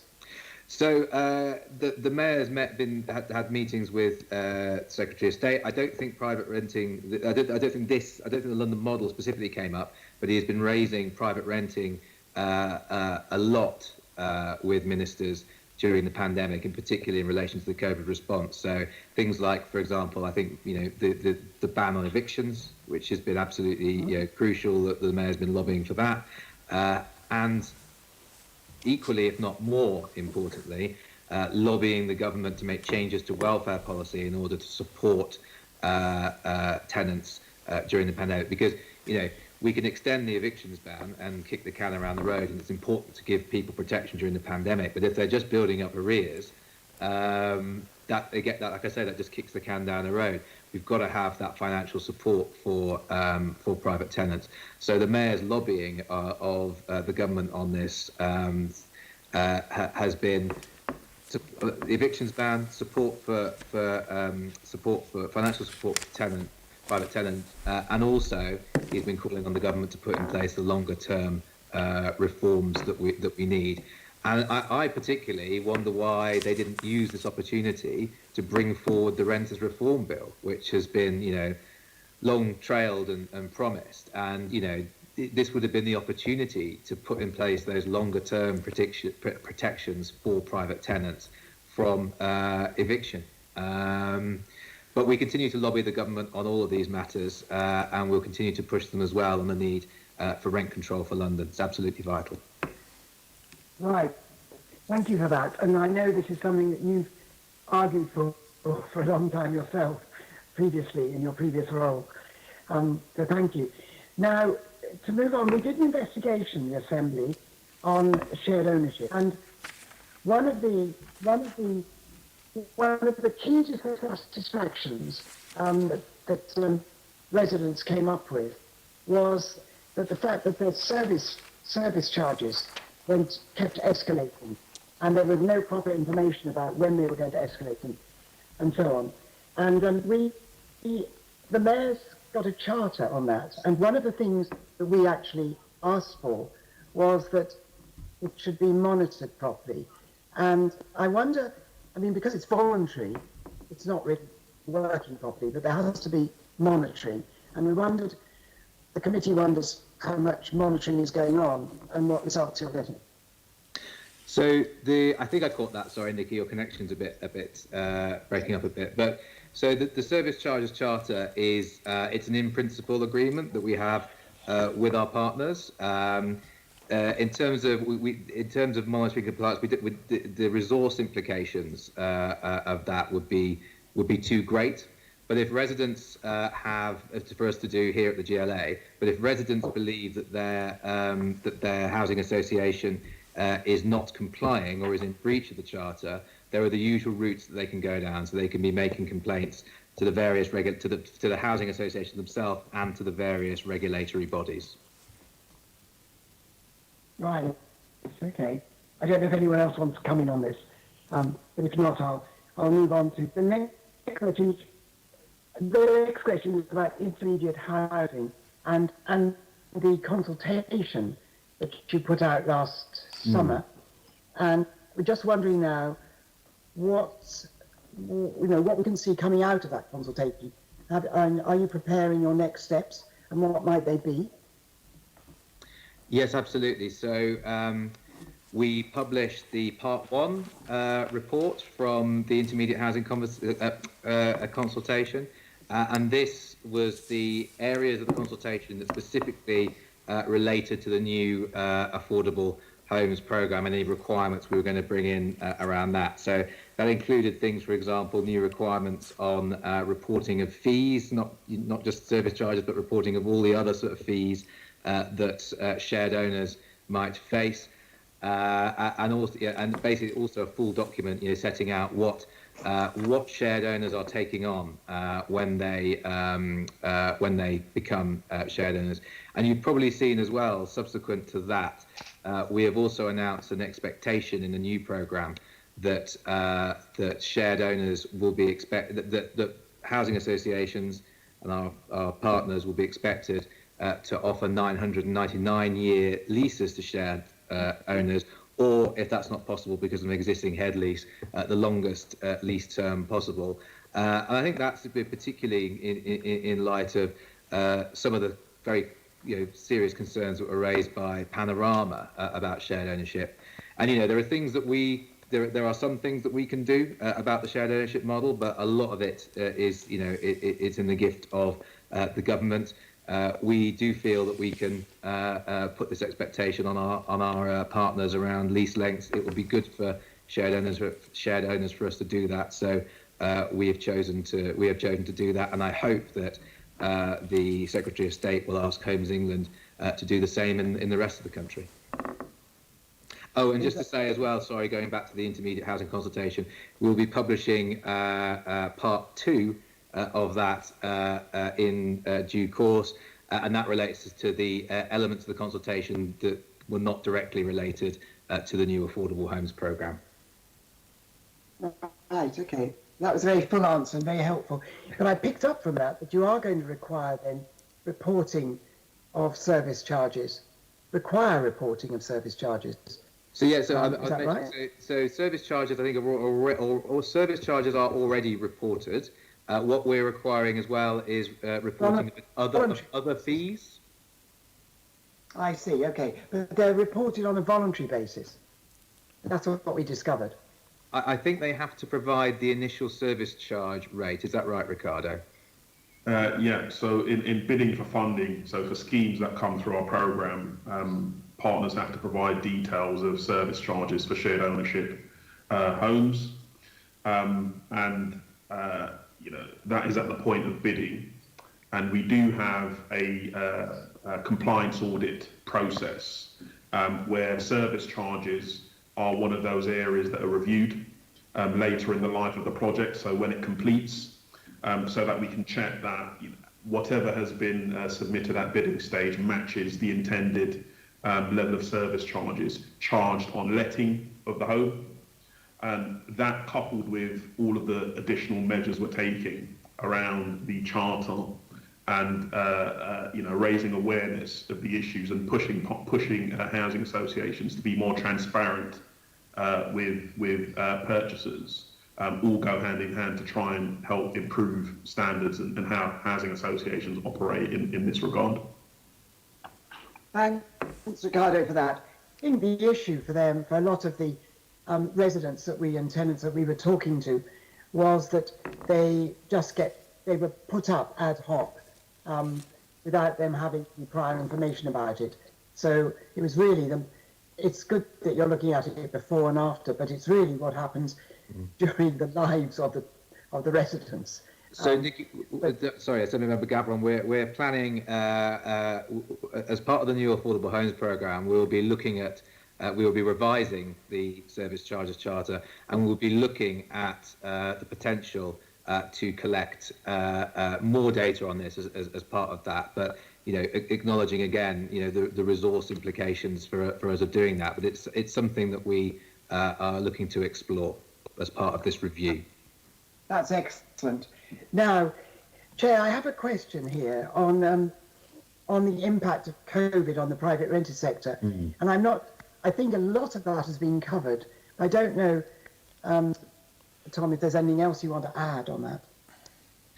I think, and again, it's sort of similar to some of the stuff that's been said before. I think that, you know, the insecurity of the private rented sector has been exposed like never before, and it's why it's even more important that the work that the Mayor's been doing, pushing the government on rent control, on security of tenure, and on standards. And I think as I mentioned earlier, one of the important bits of work that's gone on that I'm really pleased we've been able to do in partnership with Safer Renting during this campaign is training up Met Police officers on how to deal with illegal evictions, because that has been an issue. And I think we've trained a considerable number now of Met Police officers in that regard. Okay. All right. Well, I'm very happy for other Assembly members to come in if they want to. Otherwise, I'm just... Thank you, Nikki. Can I just, before I bring Sian and Andrew in, I'd just like to say that got one more question after. Sorry, Nikki? After they've come in, there's one more question I'd like to ask. Can you be quick, please? Yes. Would I ask the question now? Yeah, Tom, please.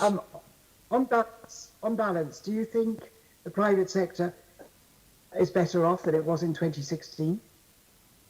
I think that the Mayor has done a lot to help tenants to improve their experience, but his powers over the private rented sector, as we know, are non-existent. So the work that the mayor's done in regards to the rogue landlord and agent checker has been very helpful for tenants. The new property licence checker, also very helpful for tenants. The work on training Met Police officers, and the Better Renting project, which is helping to ensure that boroughs are training up, have got effective enforcement. So where the mayor can work to improve the private rented sector in London, he is. What's unfortunate is that so many, or pretty much all of the aspects of the private rented sector in London are beyond the mayor's control. And of course, we would like that to change, as we've already discussed. Okay. Thank you very you. much. Thank you, Nikki. Can I just coming back to the HAs? I'm sorry to say that actually, from my caseload of work that I've had throughout London, many of them seem to be on issues to do with the leasehold extensions and service charges. Have begun operating like the big London estates in central London, and that's just not acceptable. Full stop is what I think that message needs to come very loud and clear from the mayor as well. Sean Well, I think- and sorry. Yeah. Sean and then Andrew with further contributions in this section before we move on to our final section. Yes, thank you. I just wanted to get some clarification on what you were saying earlier about coronavirus relief. You talked about the ban on evictions. You talked about welfare policies. But can I ask you what the current mayor's current position is on rent arrears forgiveness? We've got Generation Rent calling this a rent debt crisis, and that is the third important plank of their petition. And I know the mayor's said different things at different times. Is he, when he meets the ministers, also pressing for a rent debt forgiveness scheme that also, clears things for landlords as well? Yeah. I mean, basically, what is envisaged from what the mayor has set out is that it's basically that, whatever you want to call it, the welfare system steps in and makes sure that tenants are not going to be out of pocket, landlords are not going to be owed money either. Although the primary concern has to be the tenants, but yes, we want to make sure that landlords aren't being left out of pocket either, and that's been the mayor's focus. So and I think we've talked about it as being through the welfare system, and I think sometimes because of sort of a decade or more of austerity, we kind of forget that that's what social security is there for. It's there to help people, to protect people when they get into difficulty, and precisely at times like this. And I think that's why we framed it as just making sure the welfare system will cover these costs of arrears for tenants. Great. That's what's important, is that debt just doesn't carry on, because that's just going to exacerbate in the future all the long-term problems of the rental market. Precisely. Okay, great. Thank you. Andrew?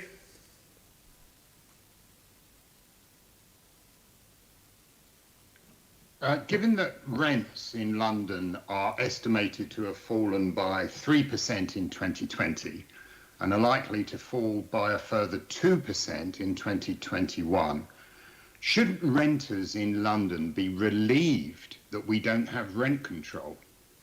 I knew you would ask this question, and no, because rents can fall under a system of rent control, because it gives you, the tenant, the power then to go to your landlord and negotiate a lower rent.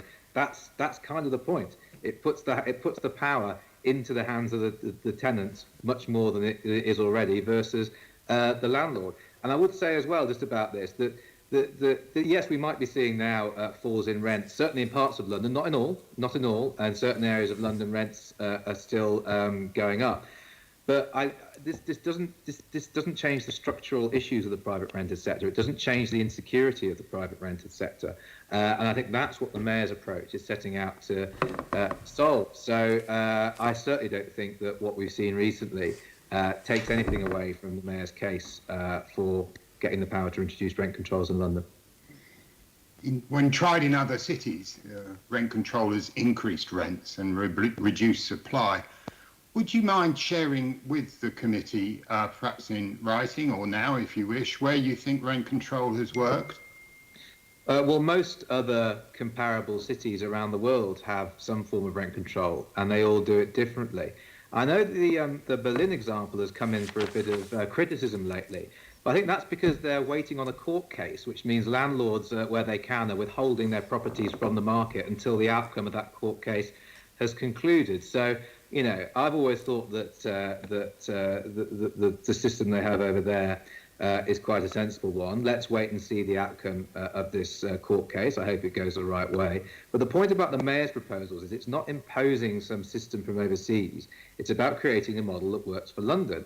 And it involves creating this commission, which is going to be a bit like the Living Wage Commission, which is going to set and determine, you know, what the appropriate kind of model is. You know, this is not about, you know, taking some system from overseas and imposing it on London. It's about creating our own model that's going to protect tenants.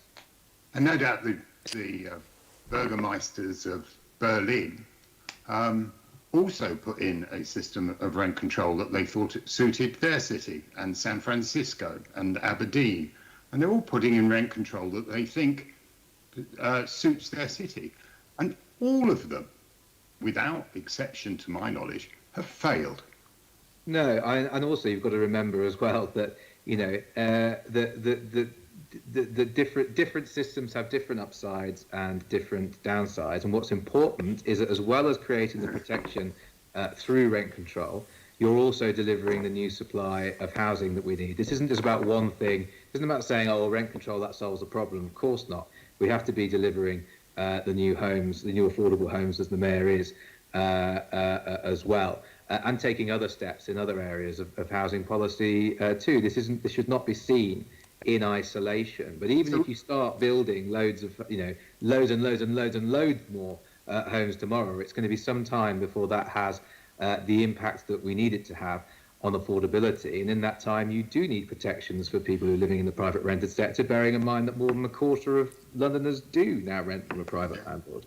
And will the Mayor publish soon the exact details of what kind of rent control he's looking at? Well, he's published his blueprint for renting. As I say, the point about the Mayor's model is it's setting up this commission, which is like the Living Wage Commission, to devise the most appropriate system for London and to oversee it as well. And will that commission report before PERDA? Clearly well, we need the government to devolve the powers first, Assembly Member Boff. So we're going around in circles. We're going around in circles. To me, Mr. Copley, it sounds a bit like kicking it into the long grass. No. Okay. Just one other thing before I go. Just one other thing before I go. You did refer earlier in a previous section to what you reckoned that the proportion of family-sized homes had increased.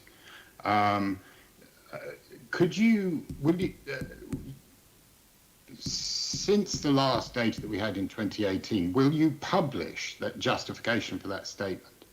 So I can tell you where the justification for that statement is. It is in the London Plan's annual monitoring report. So I'm happy to point you at the data. Yes, please. Okay, yes. Thank you very much. Can we have Tony Tony wants to come in this section as well before we move into our final area of questioning. Tony. Thank you, Chair. I'll be brief, and the question is slightly tenuous for this section, but key workers, Tom. We talk a lot about key workers. I'm sure you are asked about key workers, and particularly with COVID, it's about police officers having to come from Hertfordshire or LAS workers having to come from, you know, the coastline around Kent. Have you got any plans to review whether you'll be providing key worker and specifically police key worker housing going forward, should you be re-elected? And very quickly for Ricardo, could I ask you to write to me, please, in terms of if you've got any information in terms of whether Belgravia Police Station is now being sold, because I've been asked that by a number of my residents. Thank you. So, Senator Devonish, just to answer your question on key workers, you'll be seeing something on that coming out of the part 2 of our intermediate housing consultation report. So there will be something on the way. So when's that coming out? It probably now won't be, that won't be this side probably of the pre-election period. There's a lot coming through at the moment, but it will be out soon. Thank you, Chair. Thank you. And Ricardo, please do write to Tony about that, and myself actually. I'm quite interested because we don't want a front desk in the middle of Hyde Park as well. Tony will know what I'm talking about there. Now we move into the final area of questioning, tackling homelessness and helping rough sleepers. And I'm grateful our colleague Leonie Cooper has joined us now, and she'll end this whole area of questioning by herself. Leonie. Thank you very much, Chair. Apologies to everybody for being late, and a warm welcome to Deputy Mayor Tom Copley. Apart from the fact you've got a railway sign behind you, and I feel that there should be a housing sign instead. As you've just heard from the chair, I want to ask you a bit about tackling homelessness, and obviously, 2020 has been dramatically different, I think, from previous years. We had the everybody in situation as the first lockdown happened in March and April, and you might want to reflect on that and whether there's any learnings for the future. But I want to start with asking you about initiatives to curb youth homelessness.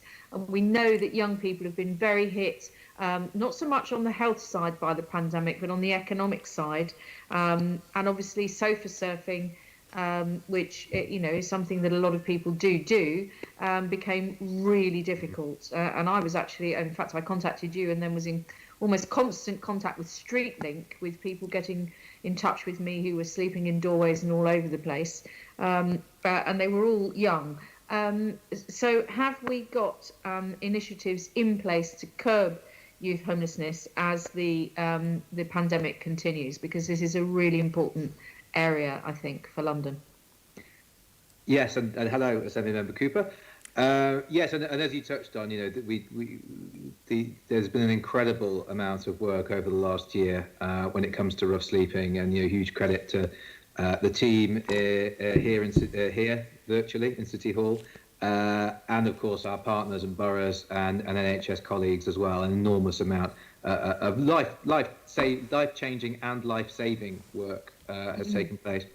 Youth homelessness in particular, you're absolutely right to highlight the impact that the pandemic has had on young people in particular. And I don't think, certainly in the short term, that's going to get any easier, particularly if you look at things like furlough coming to an end, the ban on eviction coming to an end. I think these things are going to disproportionately hit younger people and could well increase youth homelessness. So the things that we've been doing, and I think the importance, the growing importance of youth homelessness is reflected in the fact that the Mayor's Winter Rough Sleeping fundraising campaign, the money raised from that this year is going to go to 4 youth homelessness charities, so reflecting the importance of this. We wanted to set up a dedicated under-25s service within a hotel. Unfortunately, we didn't get funding agreed from the government for that. However, what we have done is set up an under-35 service on a dedicated floor within one of our existing hotels, and that is run by DePaul.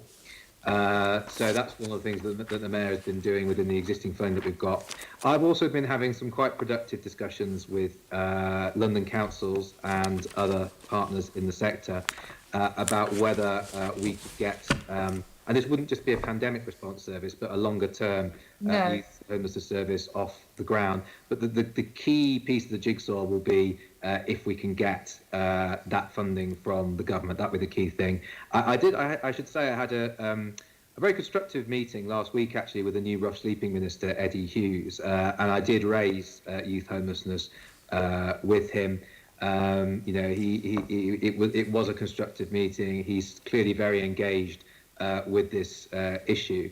So I'm hoping to keep that constructive relationship going, and we will continue to push the government to make funding available specifically to help us tackle youth homelessness.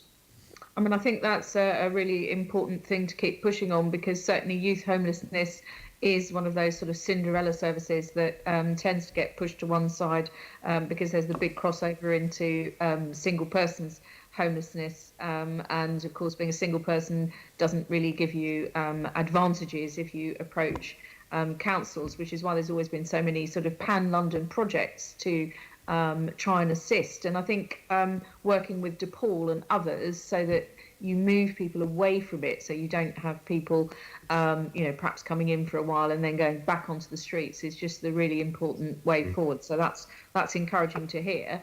But obviously that does need revenue funding, which is one of those things that's very tight at the moment. So, but you don't have any indications at the moment whether the government or any London councils are going to be given additional funding, revenue funding, to support this work at the moment. Not at this stage, but we're in, as I say, we're exploring, we're trying to come up with a proposal that we can hopefully get government backing for. But as I say, it's, it will be dependent on government being able to provide at least a portion of the cash. Okay. So if I can just move on into, we were having discussions at our last meeting actually in November of last year, and we were looking ahead to the winter period, and we were worried about the impact of winter on rough sleepers. And of course we're all sitting here having this discussion with snow literally on the ground outside, and we were worried about how services would cope. Obviously, normally there would be winter shelters which are communal, which are completely inappropriate in the COVID situation. Could you give us an update on how the GLA services have been able to respond this winter? Obviously, everyone in worked really well in the spring. We haven't really had that initiative during the winter. So what's been going on, and how have we been managing the risks of the pandemic to homeless people during this sort of very cold period? Thank you. Yes, so we are continuing to help rough sleepers into hotels. The government has not made the funding available for us to do a full everyone in. So we are focused on extremely clinically vulnerable rough sleepers and getting them into hotels. We are still operating SWEP as overflow to what the boroughs are providing. And as you pointed out, it's not safe for us to use communal sleeping arrangements. So all of our SWEP provision this year has been self-contained, COVID compliant. And that's particularly important, of course, in the context of the new variant. I mean, it was important before, but it's even more important now, given that it's so much more transmissible. So that's what that's what we've been doing. We've got more than 700 people in GLA hotels at the moment. The boroughs are continuing to provide that accommodation as well themselves. Right. Okay. Well, that's encouraging. Do we know how many people might still be left out on the street at this moment in time? However, the 700 plus the borough provision may not be catering to everybody. Yes, so there are still people arriving to the street as ever, and it's not just during COVID. No. As ever, people arrive on the streets, unfortunately, often faster than they can be helped off. But we do have a very successful, we do have great success in ensuring that where people do come to our services, they do not return to the streets. And the mayor's everyone in principle as well. It's not everyone in principle. Mayor's in for good principle.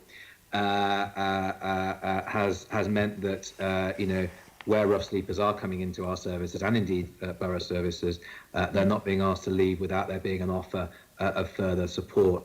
And we have helped, between us and the boroughs, have helped thousands of rough sleepers move into other services or other support or other accommodation.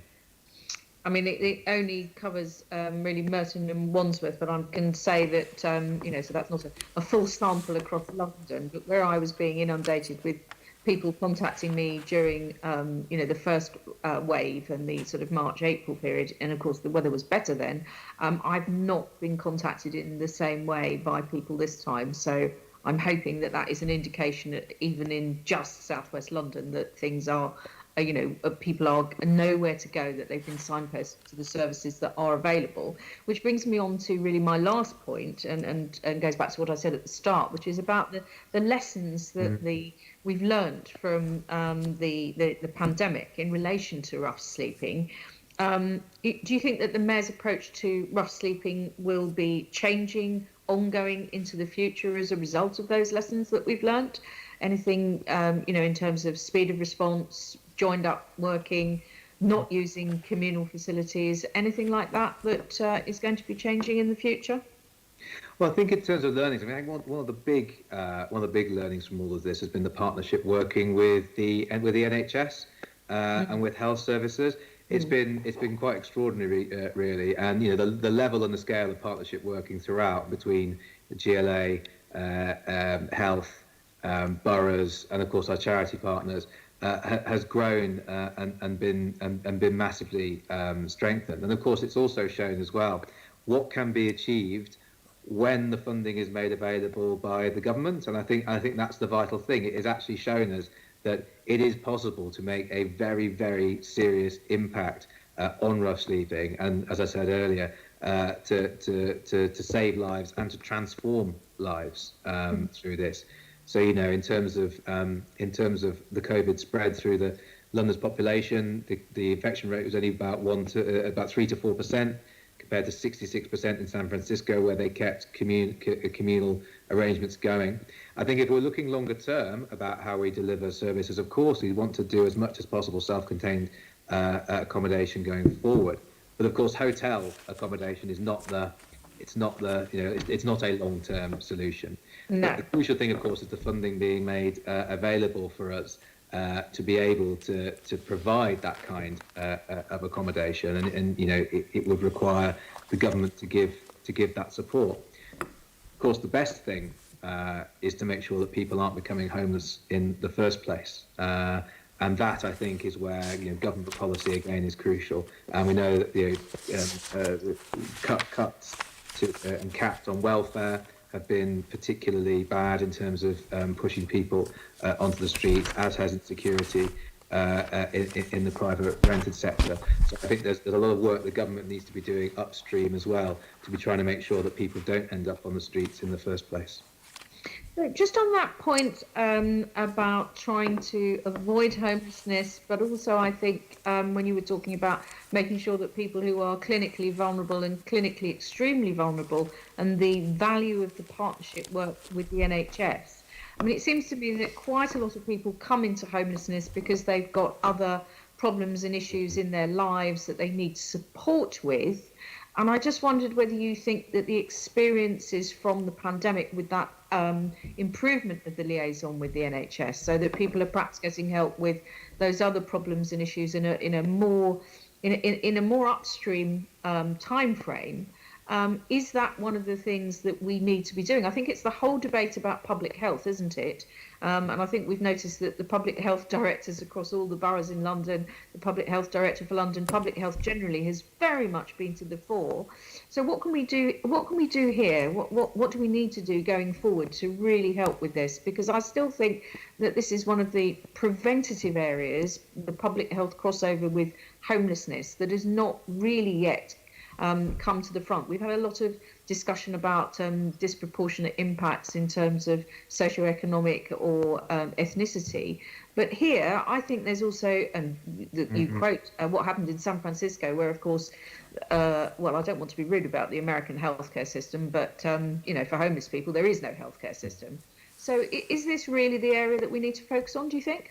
I don't know if you saw, and I hope that you have. There are several articles that have gone around, and indeed a piece on Channel 4 News that looked at some of the individual stories of people who've been helped, who are rough sleepers who've been helped during the pandemic. Because you have to remember, we talk about thousands being helped and being moved into new accommodation, but actually each person is an individual with an individual story and individual needs. Yeah. And you look at some of these cases of where people ended up on the street. And one thing perhaps went wrong in their lives, and things spiraled, and they ended up on the street. And it just goes to show how precarious a lot of situations are for a lot of people. These are people who've been, working, they have families, etc.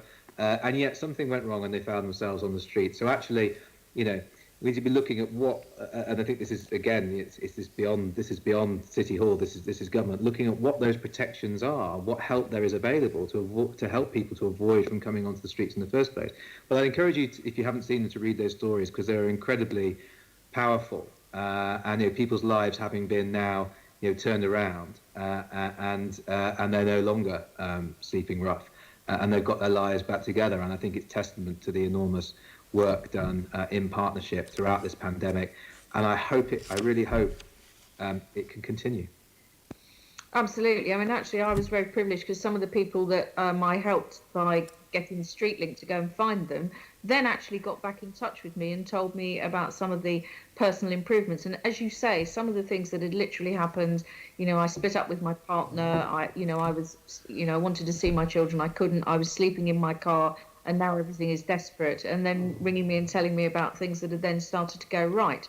But I think I just want to press you slightly, because some people do end up in a situation because they've got those other slightly more deep set problems and issues, perhaps with mental health. A lot of people who end up on the street perhaps end up with, they either have mental health problems and then they end up in the street, or after they've been on the street, I think most of us would probably end up with mental health or drink or drug problems, because you're in such an awful environment. Is there something that can be done to really bring that to the fore and to really address it to help people? I mean, I think a lot of this, again, it's about what's being invested in our mental health services, for example, which is always, it's talked about as being the sort of Cinderella service in the NHS. And I think there does need to be, a big drive towards getting the government to invest more in that to help people, because yes, you're absolutely right. These mental health issues can sometimes lead to people being on the streets, and then certainly be exacerbated while people are on the streets. And we do have services that we support, which specifically do outreach around mental health and things like that. Okay, well, that's good to hear that the services around mental health are there from City Hall, and I've no doubt, and certainly we're going to press you, and I assume that you and the Mayor are going to continue to press government to bring funding towards these areas, because I think preventative approaches actually in the long run save money. Would you agree with that?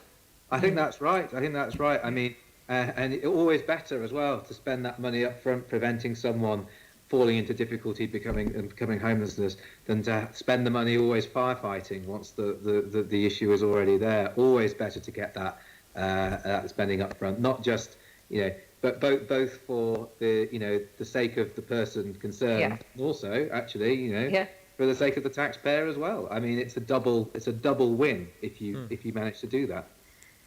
Thank you very much. Thank you. Mayor, thank you, Chair. I'm going to leave it there. Thank you very much, Leonie, for ending this session. You'll be relieved to know, Tom and Ricardo, we've come to the end of term and post-COVID look ahead meeting section of this meeting. Can I thank you as guests for your contributions and responses? There may be a few things we'll follow up. I'll leave that to Stephanie. There were a few offers of additional information which members have asked for. But can we note what has been stated this morning and today's discussions, please, Assembly members? Noted. Thank you. And can we also delegate authority to myself as Chair in consultation with party group lead members to agree any output from the discussions? Yes. Agreed. Great, thank you. The next meeting of the committee will be confirmed by the London Assembly at its annual meeting on the 14th of May 2021. So that for obvious reasons, there's not a date specifically at this point in time, but that's to be noted. And finally, any other business the Chair considers urgent? I haven't had any from Assembly members, but I've Chair, can I come in? It's Nikki. Yeah, Nikki. I just wanted to say, I think all the committee would agree to say a big thank you to you for your chairing this year, and also for stepping in when the term was extended by another year because the election was postponed. Thank you very much. Chair, may I just add to that I'm not sure whether Assembly Member Gavron has been on this committee the whole time that she's been on the Assembly, but this is probably going to be Assembly Member Gavron's last Housing Committee meeting, and I just think it's appropriate for us to pay tribute to the enormous work that she's done over the years, both in housing and in planning. Her role started with being deputy mayor back in the early 2000s. 21 years later, she's still here as an assembly member. I think it's almost impossible to overstate the contribution that Assembly Member Gavron has made in terms of planning and housing in London. And I'm sorry if I'm embarrassing Nikki by saying that, but I think you know, it's no more than she deserves, and I'm absolutely sure that that is an opinion that is shared on a cross-party basis. She's worked extremely hard to work with members from all parties on the Assembly, and I know actually that she has particular regard for Assembly Member Boff, who works very closely with her in the Planning Committee, and here they both are in this committee as well. So, you know, that's just one example of how she's worked on a cross-party basis. So, you know, I think that the way that these committees work, the scrutiny they perform, the functions that they, you know, the functions that they hold, the way that they've pressed different mayors to move forwards, 3 different mayors now, and a lot of that has been enshrined in the work that Assembly Member Nikki Gavron has performed. Thank you, Chair. Thank you so much. Chair, Thank you. Can Okay, I so say something? Andrew? I mean, we heard all that at the start of the meeting, actually, Leonie, and so you've doubly embarrassed Nikki. But I just did want to show my thanks to Murad Qureshi to echo what Nikki Gavron said. And I think it's absolute madness that the Labour Party hasn't put him top of the list. I really think that's to be regretted, and the Labour Party need to go and have a good hard think about their selection process, because he's been an excellent chair, and I like to think a good friend as well. Well, Andrew, it's all to do with what the members choose to do with their votes, isn't it? And I'm not going to make any horrible comparisons. Indeed. Look, you're flattering me too much. I feel very uncomfortable. We might feel the same about the but choice like the of mayoral candidate, yes, Andrew. Perhaps, yeah. perhaps the voting should have favoured you, but we're not going to go down that road. Can I thank all the meeting quickly? Can I thank all the Assembly members for their contribution over the year? I'm sorry we didn't have more slots to investigate other things, but I think we've managed within the confines of working under the pandemic and the restrictions on committee meetings and what have you to cover the ground. I hope you've all been able to pursue your own personal hobby horses in the housing arena. We've all got them. I'm grateful we've worked collectively to pursue the issues in the interest of Londoners. I think that's what ultimately Assembly members are elected to do, and I trust that's appreciated further. As for Nikki, well, yeah, we know her outstanding contribution since the very beginning in 2000. I just hope we have a decent leaving do for her from the GLA at the appropriate time, so we can all celebrate that in a more fun way rather than in a formalised way here. Can I also finally make 2 comments? Can I also congratulate Sarah Jane Gray, who's on maternity leave. She's had a daughter, and I think that's a welcome addition to London, and I'm sure we'll see her later on in the year. And finally, can I wish all the AMs here who are standing again the best wishes in the forthcoming elections. I think we probably agreed to more than we like to admit sometimes, and but on the come the elections, we'll probably emphasise our differences. But there is sometimes a coming together, and I think we've particularly seen that with rough sleeping and areas like that, where I think there has been a common concern across the board, and no doubt the future Housing Committee for the next term will pursue issues like this and others. And rightly so. So thank you very much for giving me the privilege of chairing this Housing Committee. I'm only sorry we didn't have more slots and other opportunities to pursue things as we saw fit. And I look forward to seeing you out and about anyway in the next few weeks, because I still think there are little loose ends that we need to tie up, not only from this meeting but other meetings, and we still have to keep an eye out on rough sleeping and homelessness, given the snow that we're under at the moment. So thank you very much, colleagues, for working on the committee, and I look forward to seeing you in the near future, and the best of luck again for those standing in the forthcoming elections. Many thanks. Thank you. Bye. Bye. Bye. Bye. Bye. Bye. Bye.